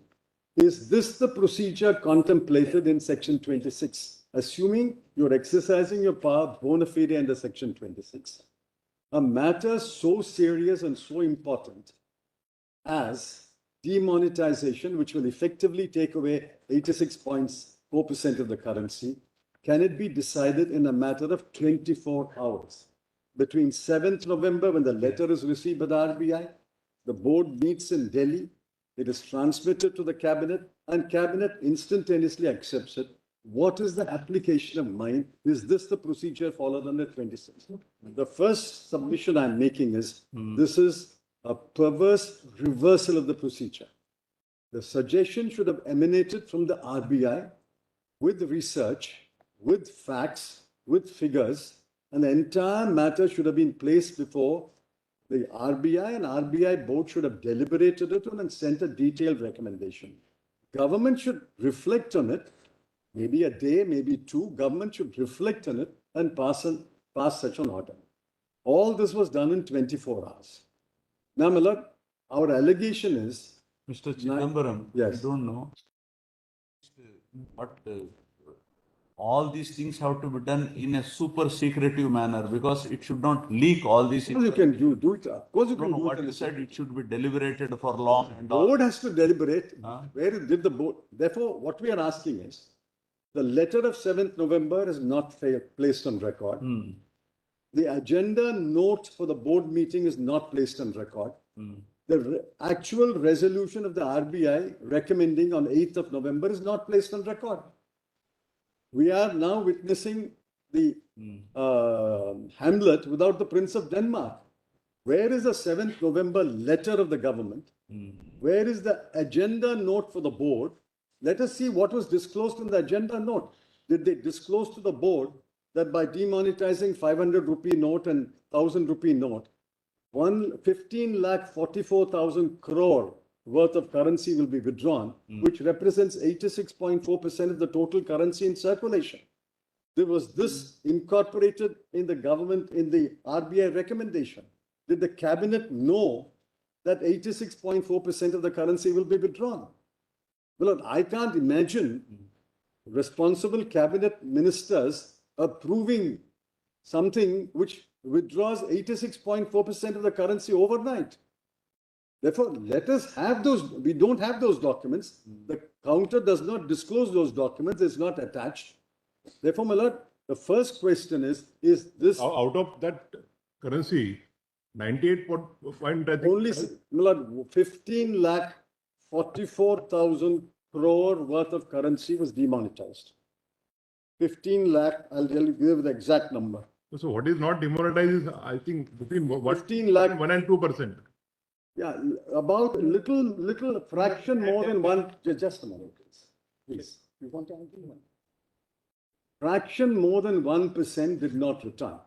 And in court number 1, the then Attorney General told Chief Justice Thakur's bench, we expect that 3 lakh crore will not be returned, and that will be extinguished from the liability side of the RBI's balance sheet. It will be taken as RBI's profit, and government will get a dividend on the profit. In fact, the entire profit will be transferred to the government. 3 lakh crore. Later, in later hearing, the number was increased to 4 lakh crore. Government will get a bonanza 4 lakh crore. As my friend Sham said, eventually only about 16,000 crore out of 15,44,000 crore was not returned. And that not returned could be the currency note has been destroyed, lost, washed away in flood, spoiled, or like him, he was abroad, he couldn't exchange it. 16,000 crore out of 15,44,000 crore. Effectively, my lord, every note was exchanged. And of the notes exchanged with the RBI, RBI's annual report says that only 0.0027% of individual currency notes were found to be fake notes. 0.0027% was found to be fake. Every note that had been returned had been accounted for by the RBI. The annual report is there. We will place all that. Therefore, Mullah, the first question is this the way a decision can be taken? Is this a reasonable, prudent decision-making process that you withdraw 86.4% of the currency in 24 hours and don't place those documents in the public domain? Millard, we have asked for these documents. These documents have never been placed in the public domain. 7th November, 8th November agenda note, and 8th November recommendation. That's the first question. The second question is, does Section 26 give you the power to do this kind of demonetization? If Section 26 gave you the power, then why in 1946 and 1978 did you have to pass a separate law? Mr. Chidarambaram, before going into the legalities, as you understand, because you are a man with great experience. No, I don't claim it. Generally, what are the objects of this type of demonetization? They have said three things. Well, the objects of demonetization are rather simple. That is 46 and 78. Currency notes not in use should be taken out of the system because it adds to the liability side on the balance sheet. Well, every currency note issued is a liability of the RBI. That's why your Lordship will see that I promise to pay to the bearer of this note 100 rupees, the governor signs it. It's a liability side. If the liabilities keep mounting by unused or unusable or disused currency, the liability side keeps on increasing. So the liability is extinguished by demonetization. That is one object, which is a well-recognized object. The other situation in which demonetization is resorted to is when there is hyperinflation and your currency becomes worthless. For example, Millard, in some Latin American countries, they are issuing the currency, Argentina, earlier in Zimbabwe, the currency became worthless. Even a 100,000 rupee currency note could not buy you even a cup of coffee. So it's completely worthless currency. You demonetize it. You demonetize it and replace it by new currency. That for every 100 rupee now we will give you a 100 rupee note. That is a legitimate objective because of external factors, domestic factors. Your currency has become practically worthless. You will now completely replenish the currency. That is a second objective. Well, these are the two objectives, as far as I know. Disused, unused, unusable currency to be taken out of the system and the balance sheet to be extinguished of the RBI. Second is worthless currency to be replaced by currency with worth. Well, the Lordship What knows. about black money and terror funding? That is what they now we come to that. They are saying fake currency, one, black money, and fake currency used for terror funding. These are the three objectives mentioned in the notification. We'll take your Lordship through that. But the fake currency eventually turned out to be 0.0027. Negligible. I mean, infinitesimal, absolutely negligible. The second then one they said is, they added corruption later, but the notification only mentioned black money. Let's assume black money is the... Now, black money, we've got data, we trace that. Within weeks, days and weeks of this demonetization, Income Tax Department, TRI, seized unaccounted money in 2,000 rupee notes, the new 2,000 rupee notes. If I want to hold black money, nothing prevents me from storing it in 2,000 rupee note rather than 500 rupee note. Millard, the three purposes of currency are well known, Millard. Many of your lordships may have been economics graduates. Three purposes of currency is, one is store of value. The RBI says this paper has a value of 100 rupees, the store of value. Other is unit of account, because I have to maintain accounts. I need to know what is my income, what's my expenditure. I have to maintain accounts in some way. So I maintain account in currency by saying I have 1,000 rupees in cash, I have 10,000 rupees in a bank. And the third is medium of exchange. Before currency came, it was barter. Instead of bartering A for B, we now put a value, and that is the value, and the currency mediates the transaction between the giver and the taker. These are the three purposes of currency. Now take the first one, store of value. What they say is you are storing value in an unaccounted money in 500 and 1,000 rupee notes. Therefore, we're going to cancel them. If you had eventually achieved your objective of getting that currency cancelled, it is neither returned or if it's in your hand, after 30th of December, you can do nothing about it. It becomes a worthless piece of paper.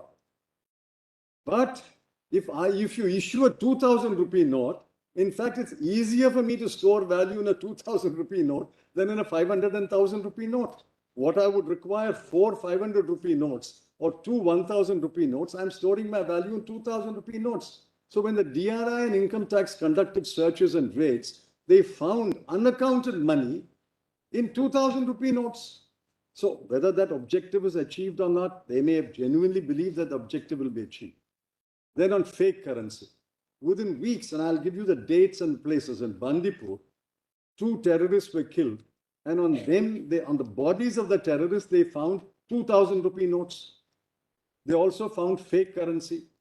So fake currency, fake 2,000 rupee notes. And the third one, my lord, the fake 2,000 rupee notes started surfacing within months, because technology is neutral, my lord. If the government can get the technology, the counterfeiter can also get the technology. So it is a different matter that according to us, none of the objectives were achieved, but that may be outside the purview of judicial review, whether the objective was achieved. The point I'm making is, in order to achieve these objectives, was this the method? Did you examine alternative methods? And I will cite the judgments of Justice Chandrachud and Justice Ramasubramanian for the benches, that you are obliged to examine alternative methods of dealing with it. And after examining the alternative methods, you can arrive at a method. Here, did the board examine it? Did the government examine it? Did the government spell out the various methods of dealing with this menace? Did the RBI board address it itself? According to us, nothing was There was no agenda note. We want to see the agenda note before the board. What was disclosed to the board? Well, according to my information, it was not disclosed to the board that by demonetizing 500 and 1,000 rupee notes, 86.4% of the currency will be withdrawn. Well, no prudent cabinet minister, no prudent board member will ever agree to 86.4% of the currency being withdrawn from circulation. Anyway, so the second question is, first was the procedure. Second is, does the Act give you the power? If this power was there, why do the 1946 Act and the 1978 Act, the second question, start with the word, notwithstanding anything contained in section 26, we are passing this law. Because in 46 and 78 at least, Parliament felt this power was not there in 26. This kind of demonetization, the power was not there in 26. And therefore,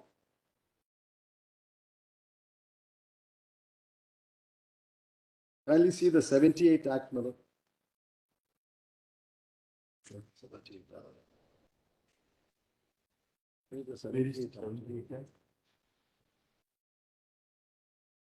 Now kindly see the 1978 Act. Kindly see section 3.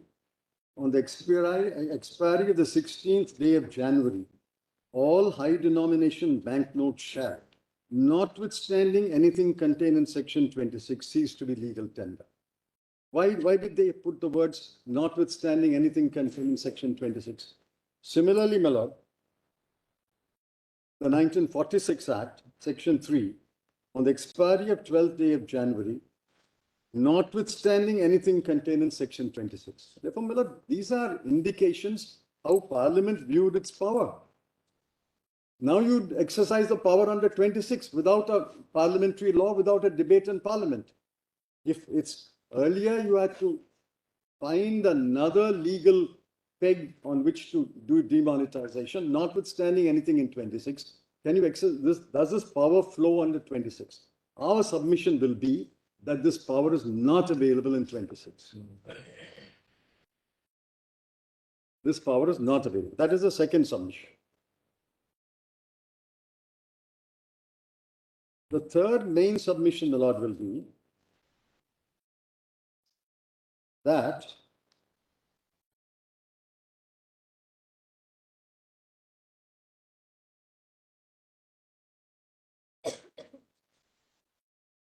the objectives that you set up were false objectives. These objectives could never be achieved by this kind of a notification. I agree, Miller. The scope of judicial review on that ground will be limited, but we still, within the limited scope of judicial review, whether a government can set up false objectives and pass such a law. The fourth ground will be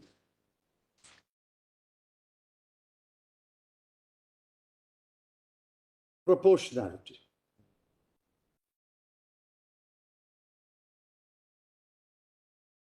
₹15,44,000 crore by value, equal to 86.4% of the currency in circulation, was withdrawn overnight, leading to horrendous consequences. Horrendous consequences. You said 86.4%. Yes. In terms of the value, 2,300 crore individual notes. Discrete notes, 2,300 crore notes. 500 and 1,000, but 2,300 crore notes. By value, the value was 15,44,000 crore. And as a proportion of the total currency in circulation, it is 86.4%. That was withdrawn overnight. And the horrendous consequences, your lordships may have said, many families were simply without money. 11 crore people stood in a queue every day to change their money.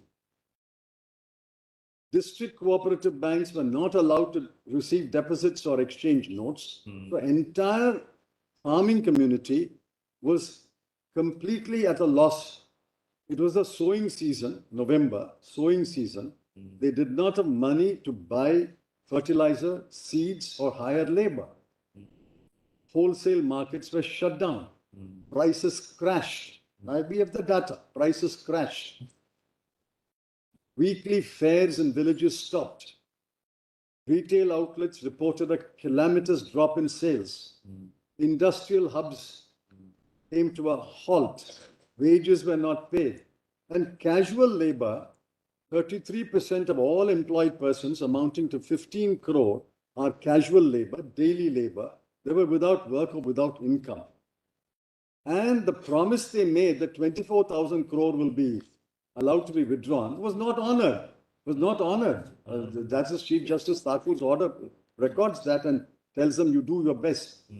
This kind of horrendous consequences, were they envisaged or contemplated by the RBI board or the government or the cabinet? Did they know these consequences will happen if you withdraw such a large amount from currency in circulation? So is it a proportional way? Is it a proportional measure to achieve even the objectives that you set out for yourself? That is the next.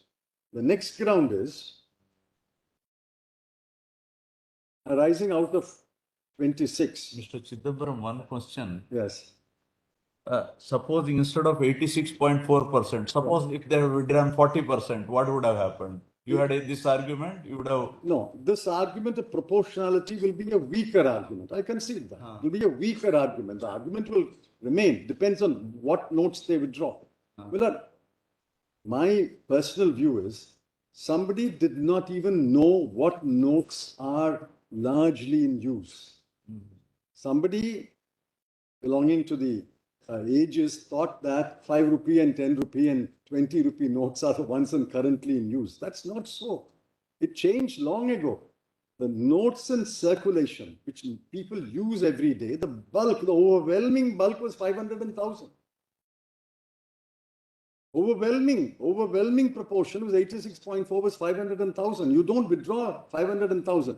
If you had, say, demonetized only the 1,000 rupee note, maybe the impact would have been much less. But if you demonetize 500,000, thinking that these are scarce notes, only very rich people have, it's completely wrong, Miller. Ordinary 2,000 rupee notes have not withdrawn. 2,000 were issued for the first time. Issued. Which leads to the next round. Introduced. Now, my lord, See the proportionality argument will have to be seen in the context of the justification for this policy. yes. And if Every the time it did not- justification failed, No, therefore, objectively, it has to be seen in the context of the justification, absolutely. not solely on its own basis. Absolutely, my lord. Even if you're placing burden on the people, if by doing this Yes. drastic step, if you are achieving your objectives, they may defend it. But the objectives were not achieved. As I am pointing out to your lordship, 0.002% of the notes were found fake, and the black money shifted to 2,000 rupee notes. So the two objectives were not achieved. They added another They objective. didn't do this when they banned this, only thereafter. No, but see, according to me, you should think through that is why there's a board. That is why section 26 says the board must recommend, not the government issues a command to the board. Will you recommend? And the board recommends within 24 hours. Well, let us see the agenda. The experts should deliberate. There is enormous research on demonetization. There is enormous research on the impact of black money. There is enormous research on faking. The most counterfeited note, I know, most counterfeited note in the world is the US $1. But they don't care.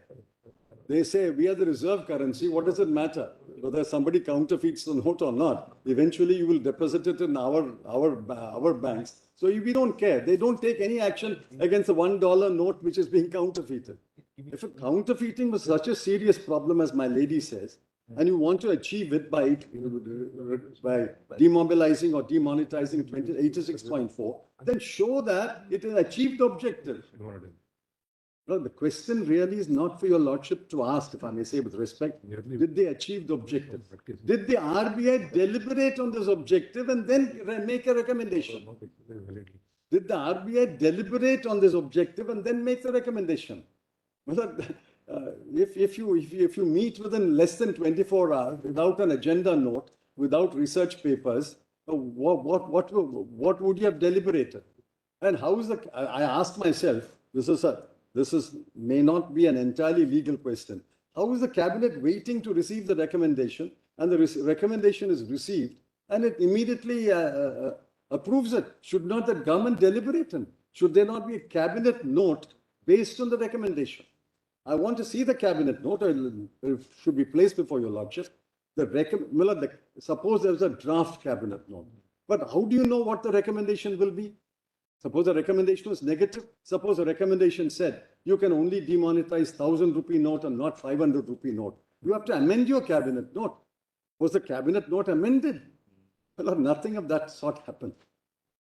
So let them place these documents. Well, the other question that arises out of 26 is, if the 26 is conferring the power to demonetize up to 100%. Let's take an extreme case. But should it not have some guidelines? Does 26 have any guideline? There is no guideline in 26.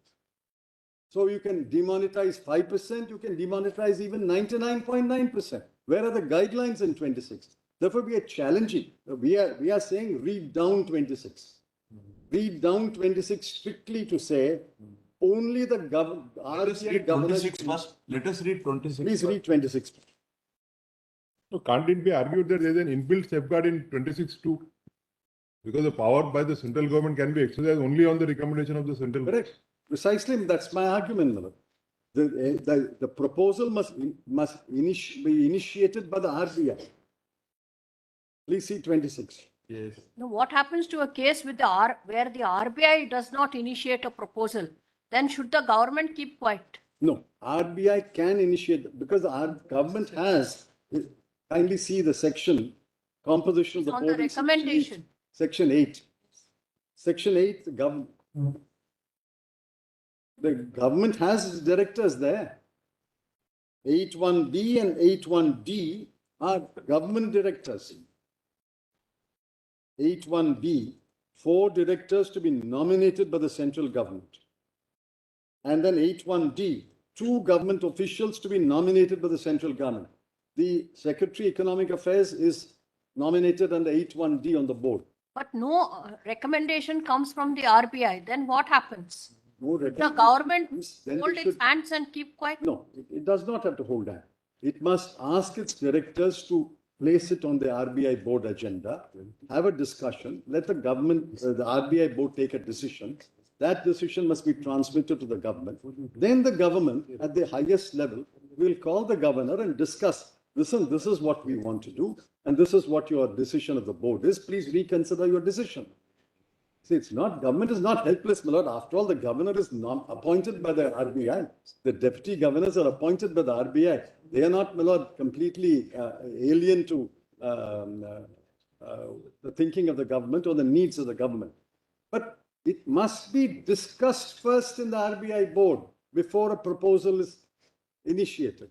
Here a command, virtual command comes and you pass a resolution in 24 hours.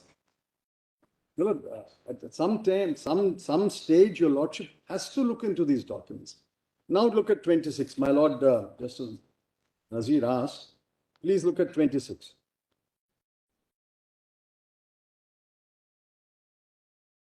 Yes. On recommendation of the central board, by notification, declare that with effect from such date as may be specified, any series of bank notes of any denomination shall cease to be legal tender.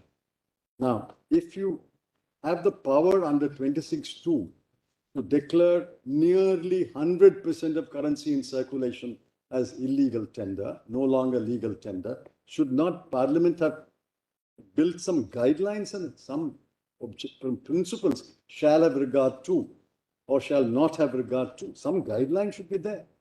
So this section ought to be read down. And I'll tell you, Lordship, what we will argue should be read down. It should be read down to mean any series of banknotes means, and that's how they understood it in 46 and 78, 1946 and 1978. Any series of banknotes means of any denomination, not all series of the same denomination. Any means any series, not all. Normally, any includes all. But if you read any as all, where we have now the Mahatma Gandhi new series. Earlier we had the Mahatma Gandhi series. Earlier we had the King George whatever series. Any series is read as all series of banknotes of 500 and 1,000 denomination. If you read it that way, then this is an extraordinary power without guidelines. So any series must be read as any particular series of banknotes of that denomination. That's a submission. We will develop it. That is why, since they wanted to demonetize all series whenever issued of 10,000 and 5,000, they had to pass a separate law. So if you wanted to demonetize all series of 500 and 1,000, you should have had a separate law. And Parliament should have debated it. You can't invoke 26(2). With 26(2), if you invoke and that power is there, please don't interpret 26(2) to convey that power. Who knows, Miller? Today the government has done 86. Who knows? Another government. Chidambaram, are you suggesting there is no law at all for demonetization? There is As no. of now. There is no 26(2) ought to be read down. 26(2) does not give the power to demonetize all the series of one denomination. No, there is one problem, Mr. Shah. Please. See section 26(2). Yes.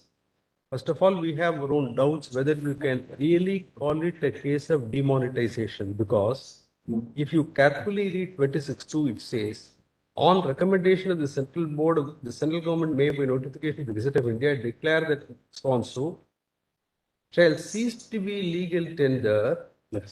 not at all places and not at all times, save at such office or agency of the bank, and to such extent as may be specified in the notification.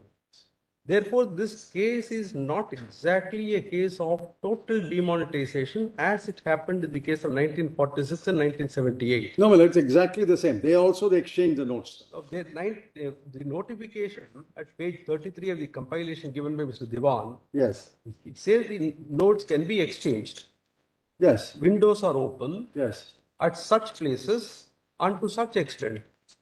But the same thing was done in the 1946 and 78 That was by the Act itself. by the Act itself. Yes. Therefore, here the power of the RBI is regulated to say that you can declare it as no legal tender, Except. save at such office and to some extent. But the same thing was done in 46 and 78. That's right. Section 7. In fact, they could have done that, and when they are doing it under parliamentary enactment, they could have done it totally. Yes. No, but they did not. That's right. They did the same kind of demonetization. Demonetized the specified notes, but gave a window for exchange. Both in 46 and That 7. was provided by the Act itself. Here, when you talk of the lack of power of the RBI, on the ground that there are no guidelines, the provision itself says you have a limited power to say that it cease to be a legal tender, save at such office and to such extent. So, these are the two guiding factors for us. That is an absolute discretion of the RBI. Look, there's no guidelines for that. This is our complaint. If you had passed a separate law where you demonetize a particular denomination and provide a window for exchange of notes, and that is debated in Parliament, and Parliament passes the law, there has been an application of mine to what extent you will demonetize and to what extent you will provide for an exchange. So that is why a separate law was felt necessary in 46 and 78. If you can do that under 26(2), why did they have to have a separate law? At the time of 1946 Act, this amendment save at such office and to such extent was No, not Malad, there. that was the same language. Look at the footnote, Malad. It's just slight change in language. Look at 3. Save at an office or agency of the bank. So That's that all. saving was always there. To such extent was Such not. extent was not there, but the saving provision, they could have done it to a large extent or a small extent. Not a case of complete lack of power. Anyway, my lord, in 1978, this amendment had already come. The saved and to the extent has come. My lord, Parliament thought, and according to me rightly, that 26(2) does not give you this power. This power in 26(2) is to only demonetize a particular series of notes of a denomination, not all series of a denomination. But it is by a notification in the Gazette of India. That is the saving part. Notification of the Gazette of India. By notification, you will specify the note Yes. on the recommendation of the RBI. But the power is the power to notify all series of a denomination or any particular series of a denomination. Our submission will be, for your lordship's consideration, it is only a particular series of a denomination, not all series of a denomination. But it is not necessary that there should be a legislation for it. Well, Because here it says by notification in the if Gazette. you want to demonetize all series of a denomination, and if 26(2) does not give you the power, in my way of looking at it, as may be specified in the notification, any series of banknotes of any denomination. What do you mean by that? that means, according to me, must read it to me, any particular series of banknotes of any denomination, not all series of notes of 500 denominations.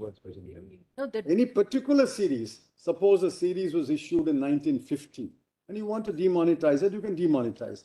But you can't demonetize notes were issued day before yesterday.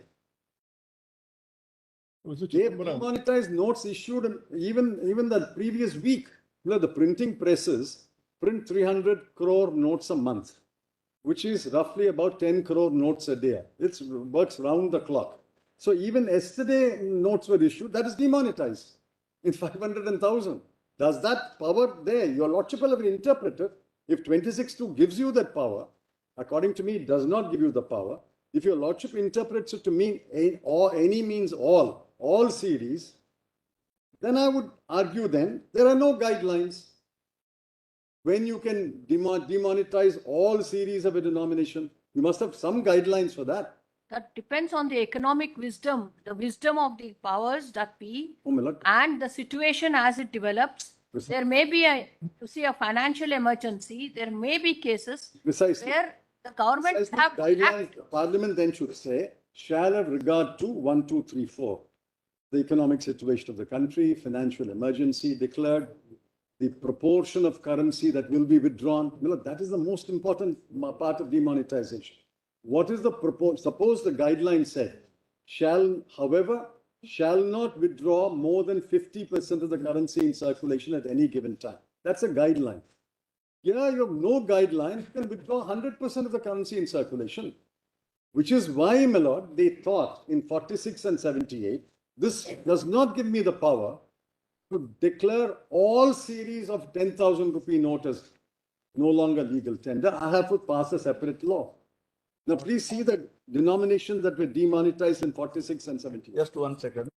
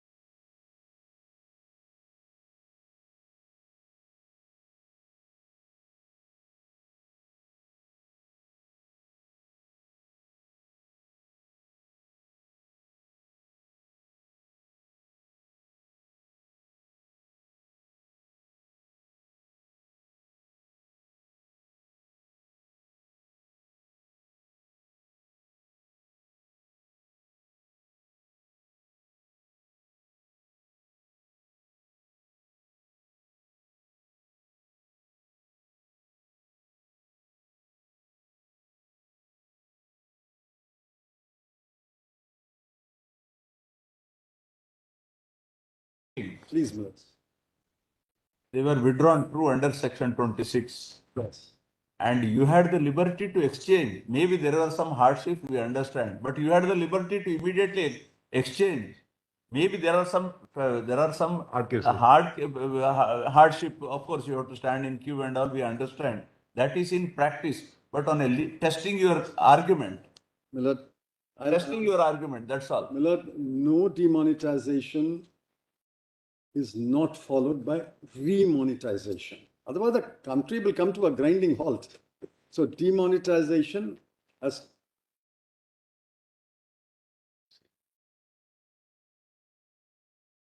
Yes. demonetization is always followed by remonetization. Remonetization. That remonetization. Because otherwise the country will come to a halt, my lord. If that is so, there were some hardship. We know all of No, the no, whole. I'm answering that.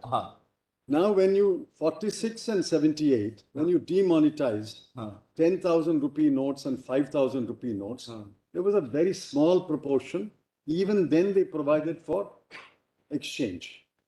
Even that note was exchanged. A very small proportion of notes was withdrawn, but they had a window for exchange within a particular time. There was no need to do any massive remonetization because the other currency notes were in circulation, 1,500, 150.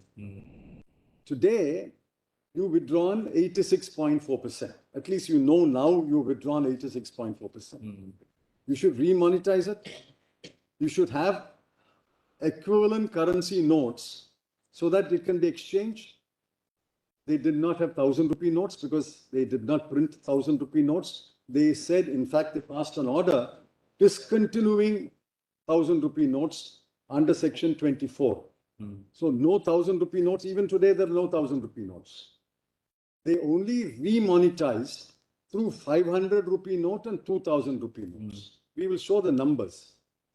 The 2,000 rupee notes were alone printed in the first phase. 500 rupee note was printed later. Unfortunately, two things happened in the 2,000 rupee note. The ATMs had been calibrated to receive only 50, 100, 500 and 1,000. ATMs were not calibrated to receive or stack or dispense 2,000 rupee notes. So the entire ATMs had to be recalibrated. And I have the numbers of the number of ATMs in the country which had to be recalibrated. That took more than a month, number one. Secondly, my lord, the 500 rupee notes, as I told your lordship, 300 crore is the capacity of the printing press. Discrete notes, 300 crore notes.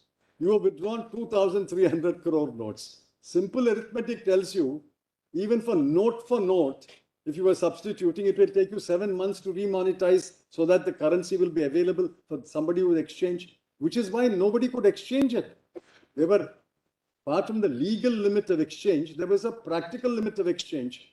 The shutter will come down in 2 hours. Your lordship saw the visuals on television. The bank officer will come at 11 o'clock and say, no more currency notes today, come tomorrow. Because they did not have enough currency. Remonetization took several months. And then they recalibrated the ATMs. Apart from this, there's other practical difficulty. What is the geographical distribution of the bank branches and what is the geographical distribution of the ATMs? I will place the numbers before your lordship. The geographical distribution in a state like Tamil Nadu or Karnataka, you can access a bank branch within 3 kilometers, maybe 4 kilometers. In Bihar and in the Northeast, it's 12 kilometers and 15 kilometers to access a brick and mortar bank branch. And the ATMs, I will place the numbers state-wise what the ATMs were at that time. ATMs were, there were hardly any ATMs in the Northeast. They had to trek 13, 14 kilometers to exchange their money. Therefore, Miller, all this I'm asking is part of the decision-making process. Did you apply your mind? Let us see the agenda note, Miller. Let us see the resolution. Therefore, the way to read it is 26.2 does not give you the power for wholesale demonetization. It only gives, my submission, Lordship consider, my submission is it gives you the power only to demonetize any particular series of denomination. If you wanted to do all series of a denomination, Miller, denomination is the 500 and 1,000. Series is, your Lordship will take a currency note. It has a letter and then a number. That is the series. And it's called now it's called Mahatma Gandhi New Series. The earlier note was, this is the Mahatma Gandhi New Series, 9MS574043. This is the series by which it is issued. If you demonetize all the currency notes issued ever since currency notes started in 500, does that power flow from 26.2? If that power flows from 26.2, I'm saying it is unconstitutional because it violates Article 14. There are no guidelines. So either read it down or strike it down. And there's a way to read it down. Read it down to mean any series, mean any particular series. If you want to do all series of a denomination, pass a separate law, like in 46 and 78. Well, at 46 at least is pre-constitution, but 78 is post-constitution. Article 14, Article 13 will apply. So the 26 too, if it is read that way, it has to be struck down as all series of a denomination. Well, I would humbly request that the government should not have the power under 26(2) to declare all series of a denomination as no longer legal tender. That will be a drastic power, drastic power. Therefore, read it down. But if you don't want to read it, I mean, if the government wants to still let's pass a separate law. The separate law will be debated and they will decide whether such a law should be passed or not. It's a different matter. So the validity of that law can also be challenged. But at least a separate law where the government comes forward and says, I am demonetizing all the series of 10,000 rupee notes. All the series, whenever it is issued, 50, 60, 70 or 5,000 rupee notes. But here you demonetize the note issued the previous day. Why did you issue the note on the 7th of November and demonetize on the 8th of November? What purpose? Why did you issue the note in the first place? And this is note issue. 500 rupee note came several years ago. All the series have been demonetized. This is the alternative submission. This power is not available in 26(2). If the power is available, we are challenging the section as unguided, uncanalized power and violative of Article 4. Well, the next broad ground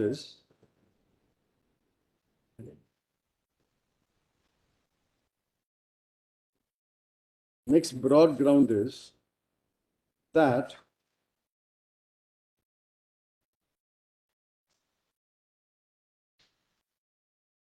did you actually declare any note as illegal tender? Proof of the pudding is the eating. Governor says, and I quote, the withdrawal of legal tender status did not extinguish any of RBI's balance sheet liabilities. So, which means all the notes came back. So the liability still. Before you go into that question, Yes. before that legal, Yeah. one query, Mr. Please, Member. Now, all right, they have demonetized 86% so and so.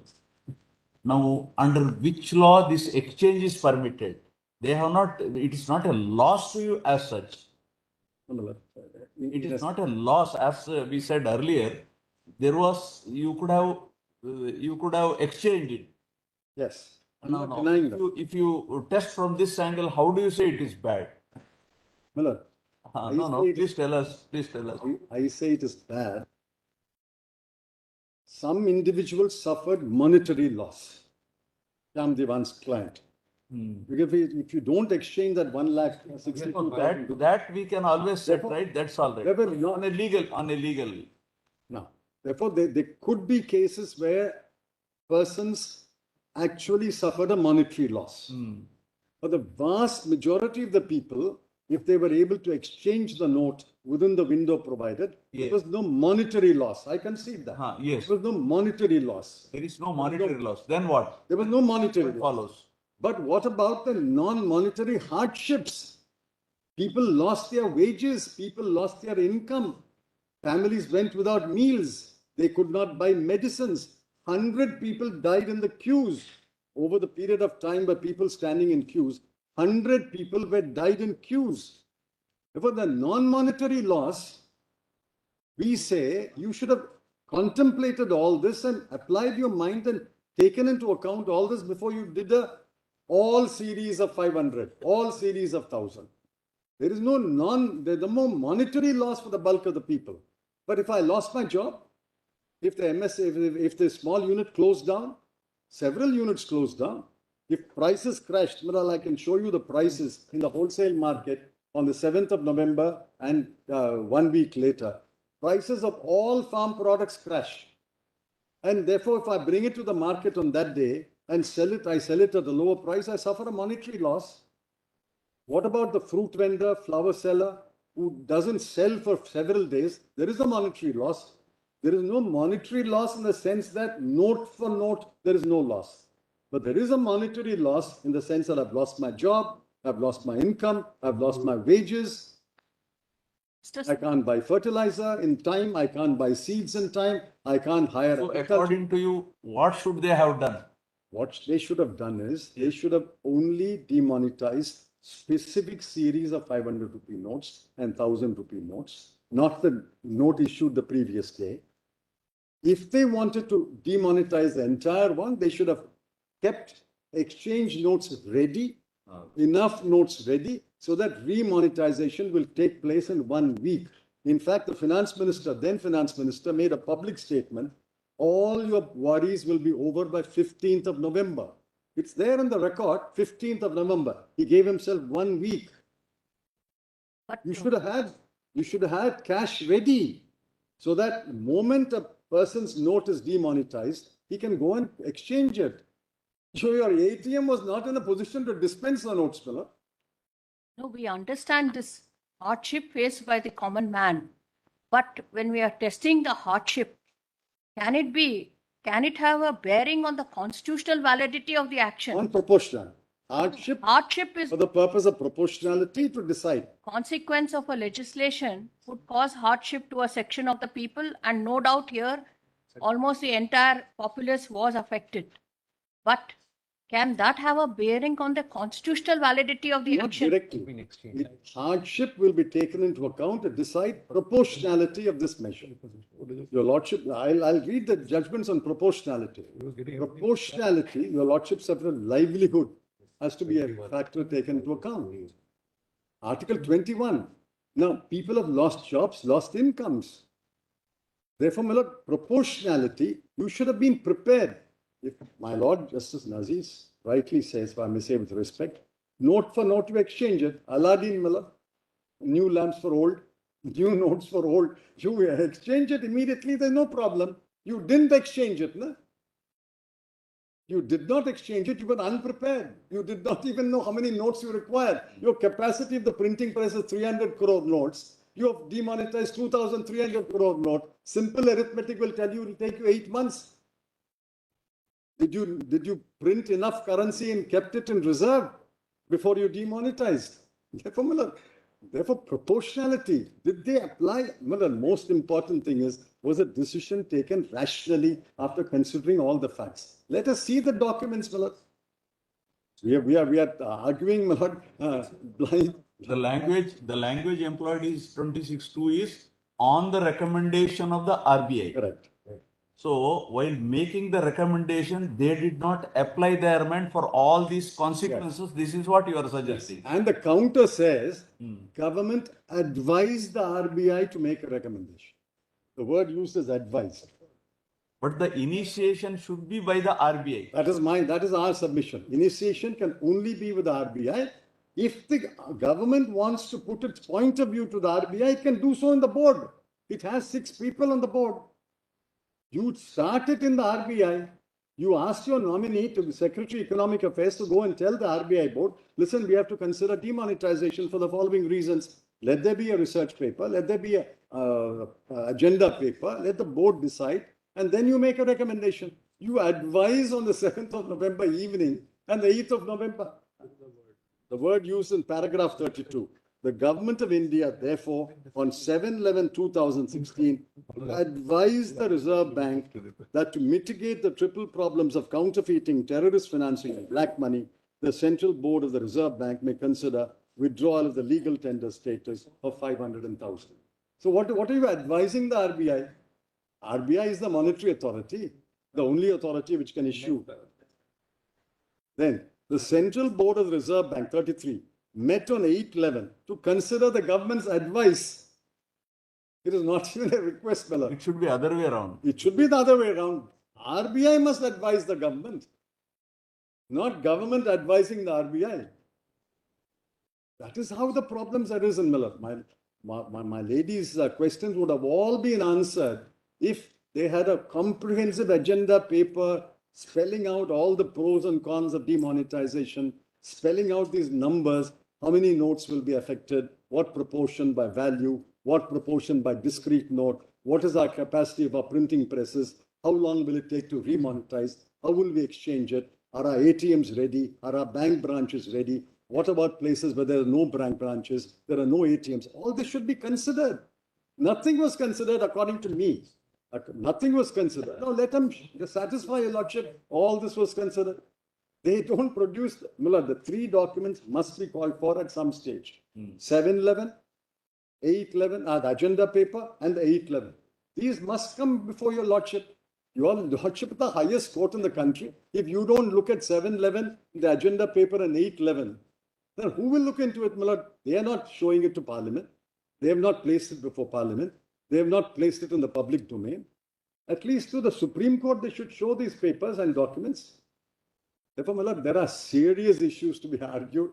Clearly, my lord, we can't be stopped at the threshold. All right, we will continue at 2 o'clock. Very well.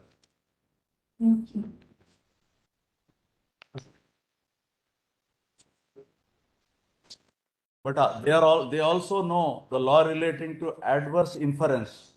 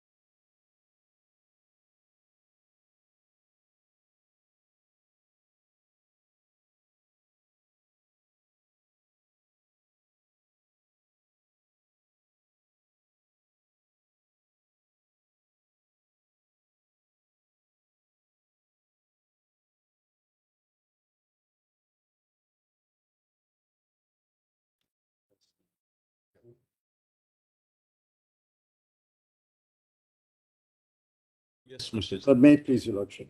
My lord, summarize, I have submitted 7 heads under which we will make our submissions. I think your lordships have already noted it. But just for my benefit, my lord, I'm just reading the 7 heads on which we will make our submissions, submit material and case law.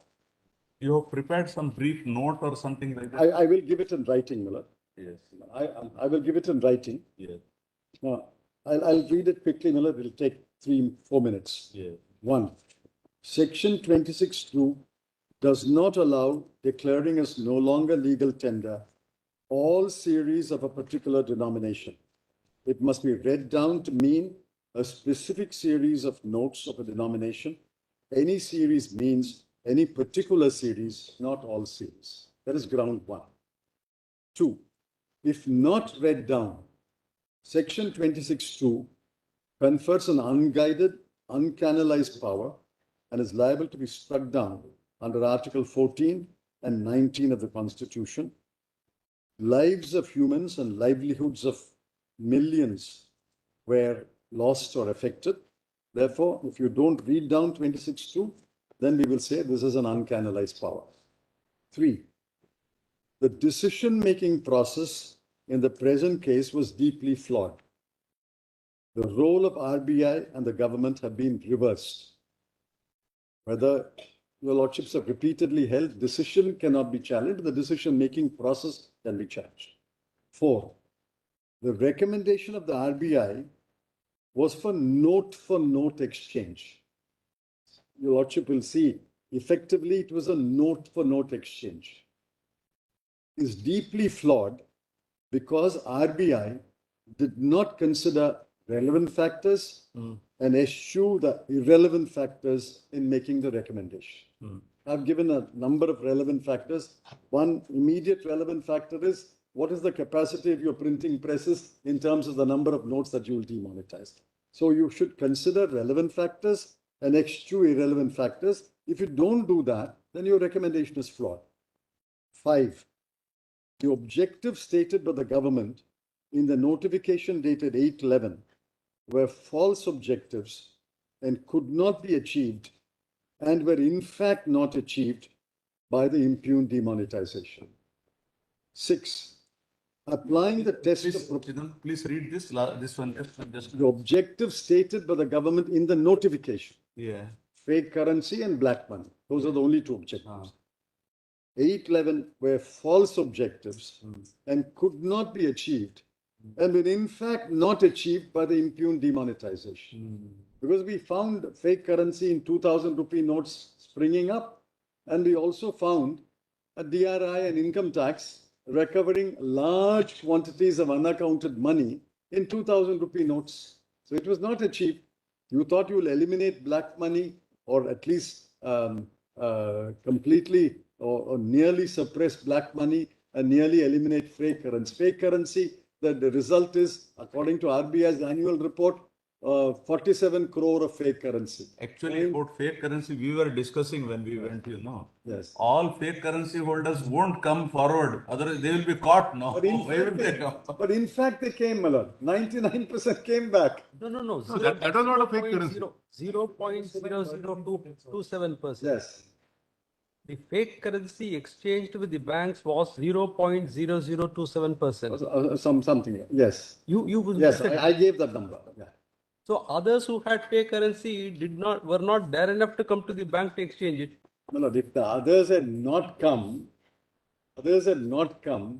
to that extent, the RBI will report, I issued 15,44,000 crore by value of notes. I got back only so much, but they got back 99%.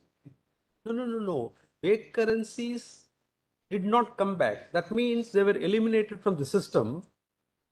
Normally how fake currencies get circulated, fake currencies are taken to some shops, malls, etc. Something is bought. So that's how it's put into circulation. But if that circulation, the curtain was drawn and they did not go to the bank to exchange it. To that extent, it went out of circulation, is it not? No, we have great respect. No, it doesn't work that way practically. Well, currency in circulation is legal currency issued by the RBI. Fake currency is not in the count. Correct. 15,44,000 crore is what was legally issued by the RBI over a period of time, 500 and 1,000.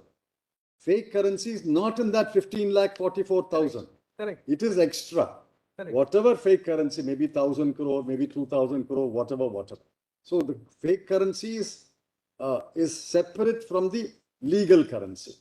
So nobody knows how much the fake currency is because the RBI printing presses don't print. People who had fake currency people in the who had fake denomination of 500 and 1,000. Yes, we are only talking about 500 and 1,000. They lost their ability to pass it off. Correct? They passed on 47 crore. It came back. 47 crore was detected by the RBI as fake currency, which I did not issue. I'm RBI. 47 crore was returned to me and exchanged by some bank branch, either by ignorance or by oversight. And I detected 47 crore of fake currency. So as far as the RBI is concerned, it has extinguished 47 crore of fake currency. No, it exchanged. What it exchanged was not what was presented to RBI, but what was exchanged was presented to RBI. Therefore, fake currency became a valid legal tender by exchange. The 0.0027% became legally valid tender, which otherwise it was not. No, with great respect, Your Lordship will pardon me for repeating it. As far as the RBI is concerned, this 47 crore was not, let's assume 47 crore, I give the exact number. 47 crore was not issued by the RBI under the signature of the governor, under the legitimate signature of the governor. It is a fake currency. It was printed in some spurious printing press. In my accounts, I'm showing liability, RBI. The RBI's accounts shows a liability of 15,44,000 crore. But some bank branch, some bank officer, out of ignorance, let's assume ignorance, exchanged 47 crore of fake currency for legal currency, new currency. So the guy benefited. The guy who exchanged fake currency profited 47 crore. But when the RBI gets the 47 crore, it will shred it because it's a fake currency. It will destroy it. So the 47 crore in the system, 47 crore of fake currency in the system has been seized and destroyed by the RBI or government. The remaining fake currency remains fake currency. So how did you achieve the objective of eliminating fake currency? It becomes unexchangeable if it was in denomination of 500 and 1,000. Yes. It is demonetization. There is no It way is I can take unexchangeable, not necessarily untradeable. Some shopkeeper, some flower seller, some vegetable vendor. They will not take that 500 and 1,000 after demonetization. That is so, my lord. That is so. They will not accept the 500 crore after the 30th of after the 30th. But to that extent, we don't know whether that fake currency became a useless piece of paper. That's what my lord is saying. That's right. That it does become a useless piece of paper until he started counterfeiting the 2,000 rupee notes, which he started very shortly. That I admit. But nobody knows how much that is. Nobody found out how much that is. That is there in the system. It may be used as a rubbish paper, raddi or whatever. It may be, but I agree that part I agree. It is in the system, but nobody got a value for that. Nobody could get a value. But your entire objective, there is a proverb in Hindi. What is it? Nikhil Oda? You move a mountain and catch him. Nikhil? वो खोदा पहाड़ निकला चूहा. You move a mountain to catch the fake currency. You only count 47 crore. I don't understand Hindi, therefore, no. I don't either. The translation is, the corresponding Tamil is, Malaye killi eliye pidikirathu. You move a mountain. There, the objective was only to catch the rat, not the mountain. Anyway, my lord, this is the submission that this note for note exchange did not actually achieve your objectives from the annual report of the RBI. Did it not have any good effect on unaccountable or black money? But they seized black money in 2,000 rupee notes. I'll give the data. That was one of the objectives also. One of the two objectives was or black money and fake currency. Yes. Fake currency continued to be printed in 2,000 rupee notes. And once they, to answer my Lord's question, once they reintroduce the 500 rupee note, that old fake currency can be exchanged. Because there's now a 500 rupee note. The 1,000 rupee becomes piece of paper. I agree. But the 500 can be exchanged. Therefore, you didn't achieve that objective. To answer my lady's question, yes, they froze the black money for a while. I'm not denying that because people would have been afraid. But then very soon, the storage value, currency is first is storage of value. It shifted. Instead of storing my black money in 500 and 1,000, I started storing it in 2,000. And they seized 2,000. DRI and Income Tax Department seized 2,000. Anyway, this is not the main ground. All I'm trying to say is these objectives could never be achieved once you said a note-for-note exchange.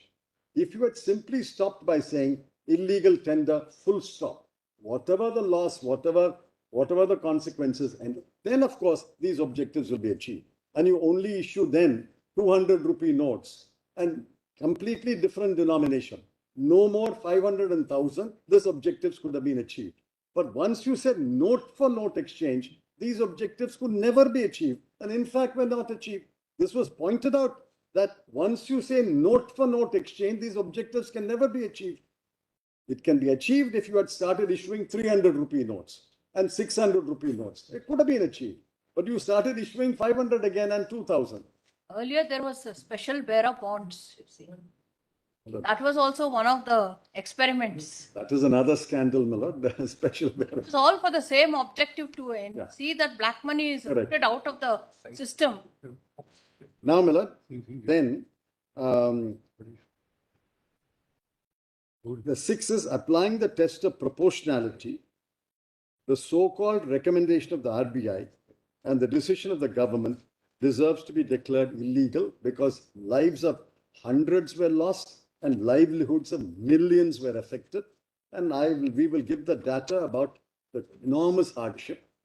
7, despite the passage of time, this honorable court can grant declaratory relief and mold the reliefs. Well, there is a number of judgments which say, despite the passage of time, you can grant a declaratory relief, lay down the law, and mold the reliefs. These are the 7 heads, my lord, in which I will address your lordship. I will type it out and submit it to the court master. The only 2 things that remain is, as far as I know, subject to correction by my learned friends on the other side, the Union of India has filed one affidavit, counter affidavit, in V.N. Sharma's case, which I assume is a counter affidavit in all the cases. The RBI has filed an affidavit, which I will take as a counter affidavit, in Adil Alvi's case, which I'll assume is the counter affidavit in all the cases, because they have not filed in individual cases. If this is the only 2 counter affidavits, then we will, your lordship, subject to whatever your lordships may say, we will proceed on the basis that these are the 2 pleadings on that side. Unless they want to file something more comprehensive. Yes, who appears for the union? Your pleadings are complete. Can we take that pleadings are complete in this case? I may have to apply to find it. As far as I'm told, there are 2 counts. There may be some factually different problems also in some of the cases. I'll take stock of all of them. If we will try to respond to whatever is minimally required, I'll try to come back. I don't want to open up. There is not even notice, Lord, in the new series of matters which came after the legislation. They were just that. Now this, as far as your notice has not been issued. Not even notice. That is the latter set of cases. Yes, that's first set notice was issued. Yes. The orders were passed by. But the most important is after that legislation, no notice should have been issued because virus must have been challenged. No, the arguments were filed, notices were issued. Then we were told that no more writs are being closed and file intervention applications. So whatever is to be served, we will serve on them. Obviously, when this court is saying don't file anymore, first they said file writs The here. intervention application itself is some Yes, we have writ filed. petition. Grounds. That's right. Millard, if they wish to file a more comprehensive affidavit, I have no objection. But absent such an affidavit, I'm taking these two pleadings forward. Yes, you have to. I think somebody should take serious note of this from your side. We'll do that. I will. Because there are whole range of implement applications. That's all right, because this court asked them not to file the writs, filed intervention application. That itself is a pleading in a way. But I don't find any pleadings which I think, except in one or two cases, the pleadings seem to be more or less the same. I need to look at those cases where the pleadings are distinct. We'll take stock of that. Somebody should sit and sort out all these things from your side. Let me try to get a feel on my feet in this matter. If I may suggest, Millard, it's a fact. It's a fact that Millard, matters were tagged without notice being issued. Millard, regardless of the matters that were tagged, on the matters on which notice was issued, let my learned friends reflect and tell your lordships, these are the two pleadings, or we are going to file one more affidavit. I have no objection. If they want to file an affidavit. Some of the arguments.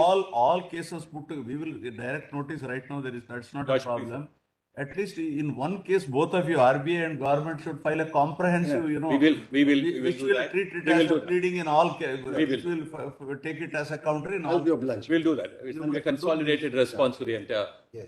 And the last point, Some of Millard. the arguments now being advanced, I think they are not part of the pleadings in many cases. Therefore, No, it will be in one of the cases or other. Anyway, these are legal arguments. The last submission which we wish to make, reference to at 26(2). if necessary, we will file an application to summon these documents. But in a matter of this nature, the government should fairly place these documents before the No, court. it should be with the RBI perhaps. No, RBI and government, 711, both have got the documents. 711, 811 agenda paper, because the government director is sitting on the RBI board, Millard. Secretary Economic Affairs is sitting there, he will have the agenda paper. 711, 811 agenda paper and 811 recommendation. These three documents, your lordships may kindly consider directing them to place it. If and when necessary. Mr. Attorney, we want to see. Your lordship will see that, but let me also look into that and find out whether they would advance the cost of all these arguments. You can't keep it away from us. Certainly not. Certainly not. Well, those are my submissions, Millard, and I will rest now. Whenever your lordship fixes it, we will argue, and I won't take too long, Millard. I'll just elaborate on this. Yes, all these 7 points. No? 7 points. I'll give a note on the 7 points. But you also know where exactly you stand now. You can concentrate on these 7 Sure, Lord. points, and also you can file a comprehensive. We will do that. We'll sit together and put our heads together and file. Even Gupta can. Yes. And keep those files. Perhaps you have to keep those files with you. We may have some arguments to be advanced in respect of those issues also. They can argue at any length, but eventually they'll show the files to your Ultimately, lordship. the sheet anchor is 26(2), right? There are certain arguments which are purely legal, constitutional. There are other arguments which are political. On the recommendation of the central government. So, where is the recommendation of the central government? We'll come back. Thereafter, where is the consideration by the RBI? And what was your reply? These are the three things. One of my arguments. This is on facts. Correct. Secondly, any series of banknotes of any denomination, how to interpret this? Yes. So Chidambaram says, read it down, or in the alternative, quash it. These are the. Yes. This is the sum and substance. I have my thought process developed during listening to the argument. Something will definitely be of assistance to the court, but on a matter like this, you're not looking at 26 as any other statutory provision. It's in the context of whole economic banking system. It occupies a very important place. That you must file your counter, sir. You must state 1, 2, 3, 4, 5. We will do that. We will do That's how we should dream, is it? Your stand. We will do that because in the arguments were raised now, I am trying to respond. They must have raised it in their pleadings, sir. Not all of them. Not all of them. One is sufficient for the writ petition, these grounds are. Not even one comprehensive, not one. While All on facts. Everything is on facts. So you put all together and make it. Now we know, Millard. Now we know how to put it. That is why, my lord, I welcome a comprehensive affidavit from either of them. That's fine. I think you should, Parag, you should. No, we welcome that. That's not the problem. Ultimately, the pleadings get crystallized, the argument. Yes. Even if Ram says next.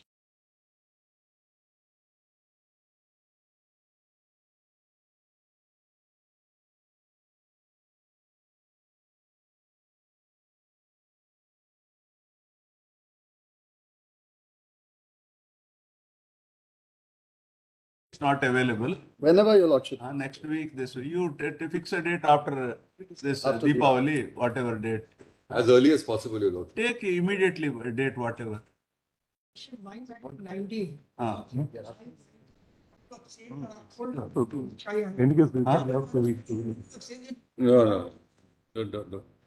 Yeah, ready to send my lord. Remember. Actually, you do one thing, that notice in all, wherever notice is not issued, issue notice. Please serve copies on the other side. Yes. Please, sir, all of you who have not served, please, sir, Yes. issue notice. Then, shall we record, Mr. Attorney, that you will file a comprehensive Your report? Lordship, please, sir. We'll do that. And both respondent, Union of India, and RBI, Reserve Bank of India, Learned Council for so and so, seek time to file comprehensive affidavit. Not one, my lord. There are two also. Hmm? Not one, my lord. There are two affidavits, one from us, one from Yes, them. affidavits. Because my lord, All right, their respective affidavits, all They right. respective. All right. List it on what date, Chidambaram, what date you want. November 3, my lord. Around the third week of November. 3 is a, Just let us, or 2 is a Wednesday. let us see the calendar. The first, Whatever date your lordship takes. November. Thursday, break ಆಗುತ್ತೆ. Except 1st November, my lord. Any date else. Second. Let it go beyond the 15th of November. I need to consolidate all these things, have a lot of deliberations on this. It's not a mere factual statement of an affidavit. It has a very important consequences. I need a little time to get back. 15th we have put on. It has been pending for a very long time, Lord. 9th and 10th. On 15th, we have listed the other matters. 15th November. Start on 9th. Your Lordship's have it. 9th is all right. Very well. That's a week. 8th is a holiday. 8th is a holiday. 9th. Nice. 9th. Would it be fine if you also have it on the 15th? No, we will start on 9th. 9th. Ninth. Now we know what exactly it is, you know. No, we can always refresh your Lordship. Now we have understood what it is. 9th November. Ninth. Obliged. So obviously the notice. If the lordships don't have a problem, my lord, 10. Instead of 9th, my lord, 10. Let it start on 9th because Let us start on the Wednesday. ninth. If it spills more, then it will go on Thursday. Yeah. 10th is a Thursday, my lord. Let us start on 9th. 9th would be better because if you start on a Thursday, then it will again go to the next week if it doesn't get over. We are in your Lordship. All right. 9th. List this case on 9th. Obliged. And whereas your lordships have issued notice because everyone has filed IAs. The notice is in the IAs. All right. Notice. On the IAs, because there won't be any fresh writ petition. Notice on all the IAs. Yes, correct. Also in the fresh writ petition. Yes, if any. You must serve, all of you should serve. Yes. Somebody must take charge. Otherwise, we We'll can serve, we'll serve. copies of time. You must, Mr. Attorney, you must open a separate counter, demonetization counter. I will have to consolidate all the counters. One counter you must open. If we say demonetization counter, my lord, lot of people might turn up. What? All right, sir. Thank you so much. You're obliged. Grateful. Huh? It is only demonetization. All will come the same day, no? All. Notices. What do you want? Notice. Notice is issued in all cases. Wherever notice. My currency was lying in court, my lord. When it was released in March, RBI says, no, I can't do it. That we will solve. RBI is here, very much here. Solicitor said that every possibility has been taken care of. Uh, It was seized while I was going to bank to deposit. Kalandra was lost, I was arrested, and then after 3 months, court found, income tax department also summoned, they cleared the money, released in March. Then RBI says, so I can't do that. So that comes before December. That's their stand on affidavit. That kind of Their stand on affidavit is we are not going to give anything. So it's all very well to soft pedal something here in the court and say, no, we'll look at individual cases. But their stand on affidavit is we will not yield on this at all. Don't say there's such a serious consequence. Later also. Don't say it's soft pedaling. But then the learned solicitor made a statement in the morning. There is a provision which takes care of such situations. That's right. There's a provision which takes care of it. This court directed, please apply your mind and see whether these hardships can be addressed, etc. On affidavit thereafter, they have said, sorry, we have applied our mind and we are not going to yield on anything at all. That's the reason why we are all here. All right, what we will do is first let us solve this, answer these legal issues. Yes, yes. Then we will, on the basis of which we will take up each individual. Great, very grateful. Very great. First, let us take this main issue, then we will Great. take up each case. Great. We may pass general order where you can. Or relegate them. Right. for further- Manoj, may I seek your lordship's indulgence for 1 minute, Manoj, on the same matter? All Where these are you? submissions, Manoj, I am a petitioner in person in serial number 27, Yeah. petition number 943. All Yeah. the submissions which has been urged before your lordships by Mr. Chidambaram is contained in my writ petition, all legal. Plus, there are other issues also which, Manoj, I will assist your lordships on the next date of hearing. So All the right. stand taken by the other side, it's not there. It's all the issues with the legal provisions are contained in my writ petition for your consideration, lordship's Yes, consideration. sir. Yes, sir. Give the number. I think you can take the number. Manoj, it's writ petition number 943 of 2016, Just serial check. number 27. Try to come to court, sir. I'll come, Manoj. I was out of station. I'm so sorry, Manoj. I'll be there, Manoj. All right, all right, all right. We'll have it on. Grateful, Manoj. Grateful, Manoj.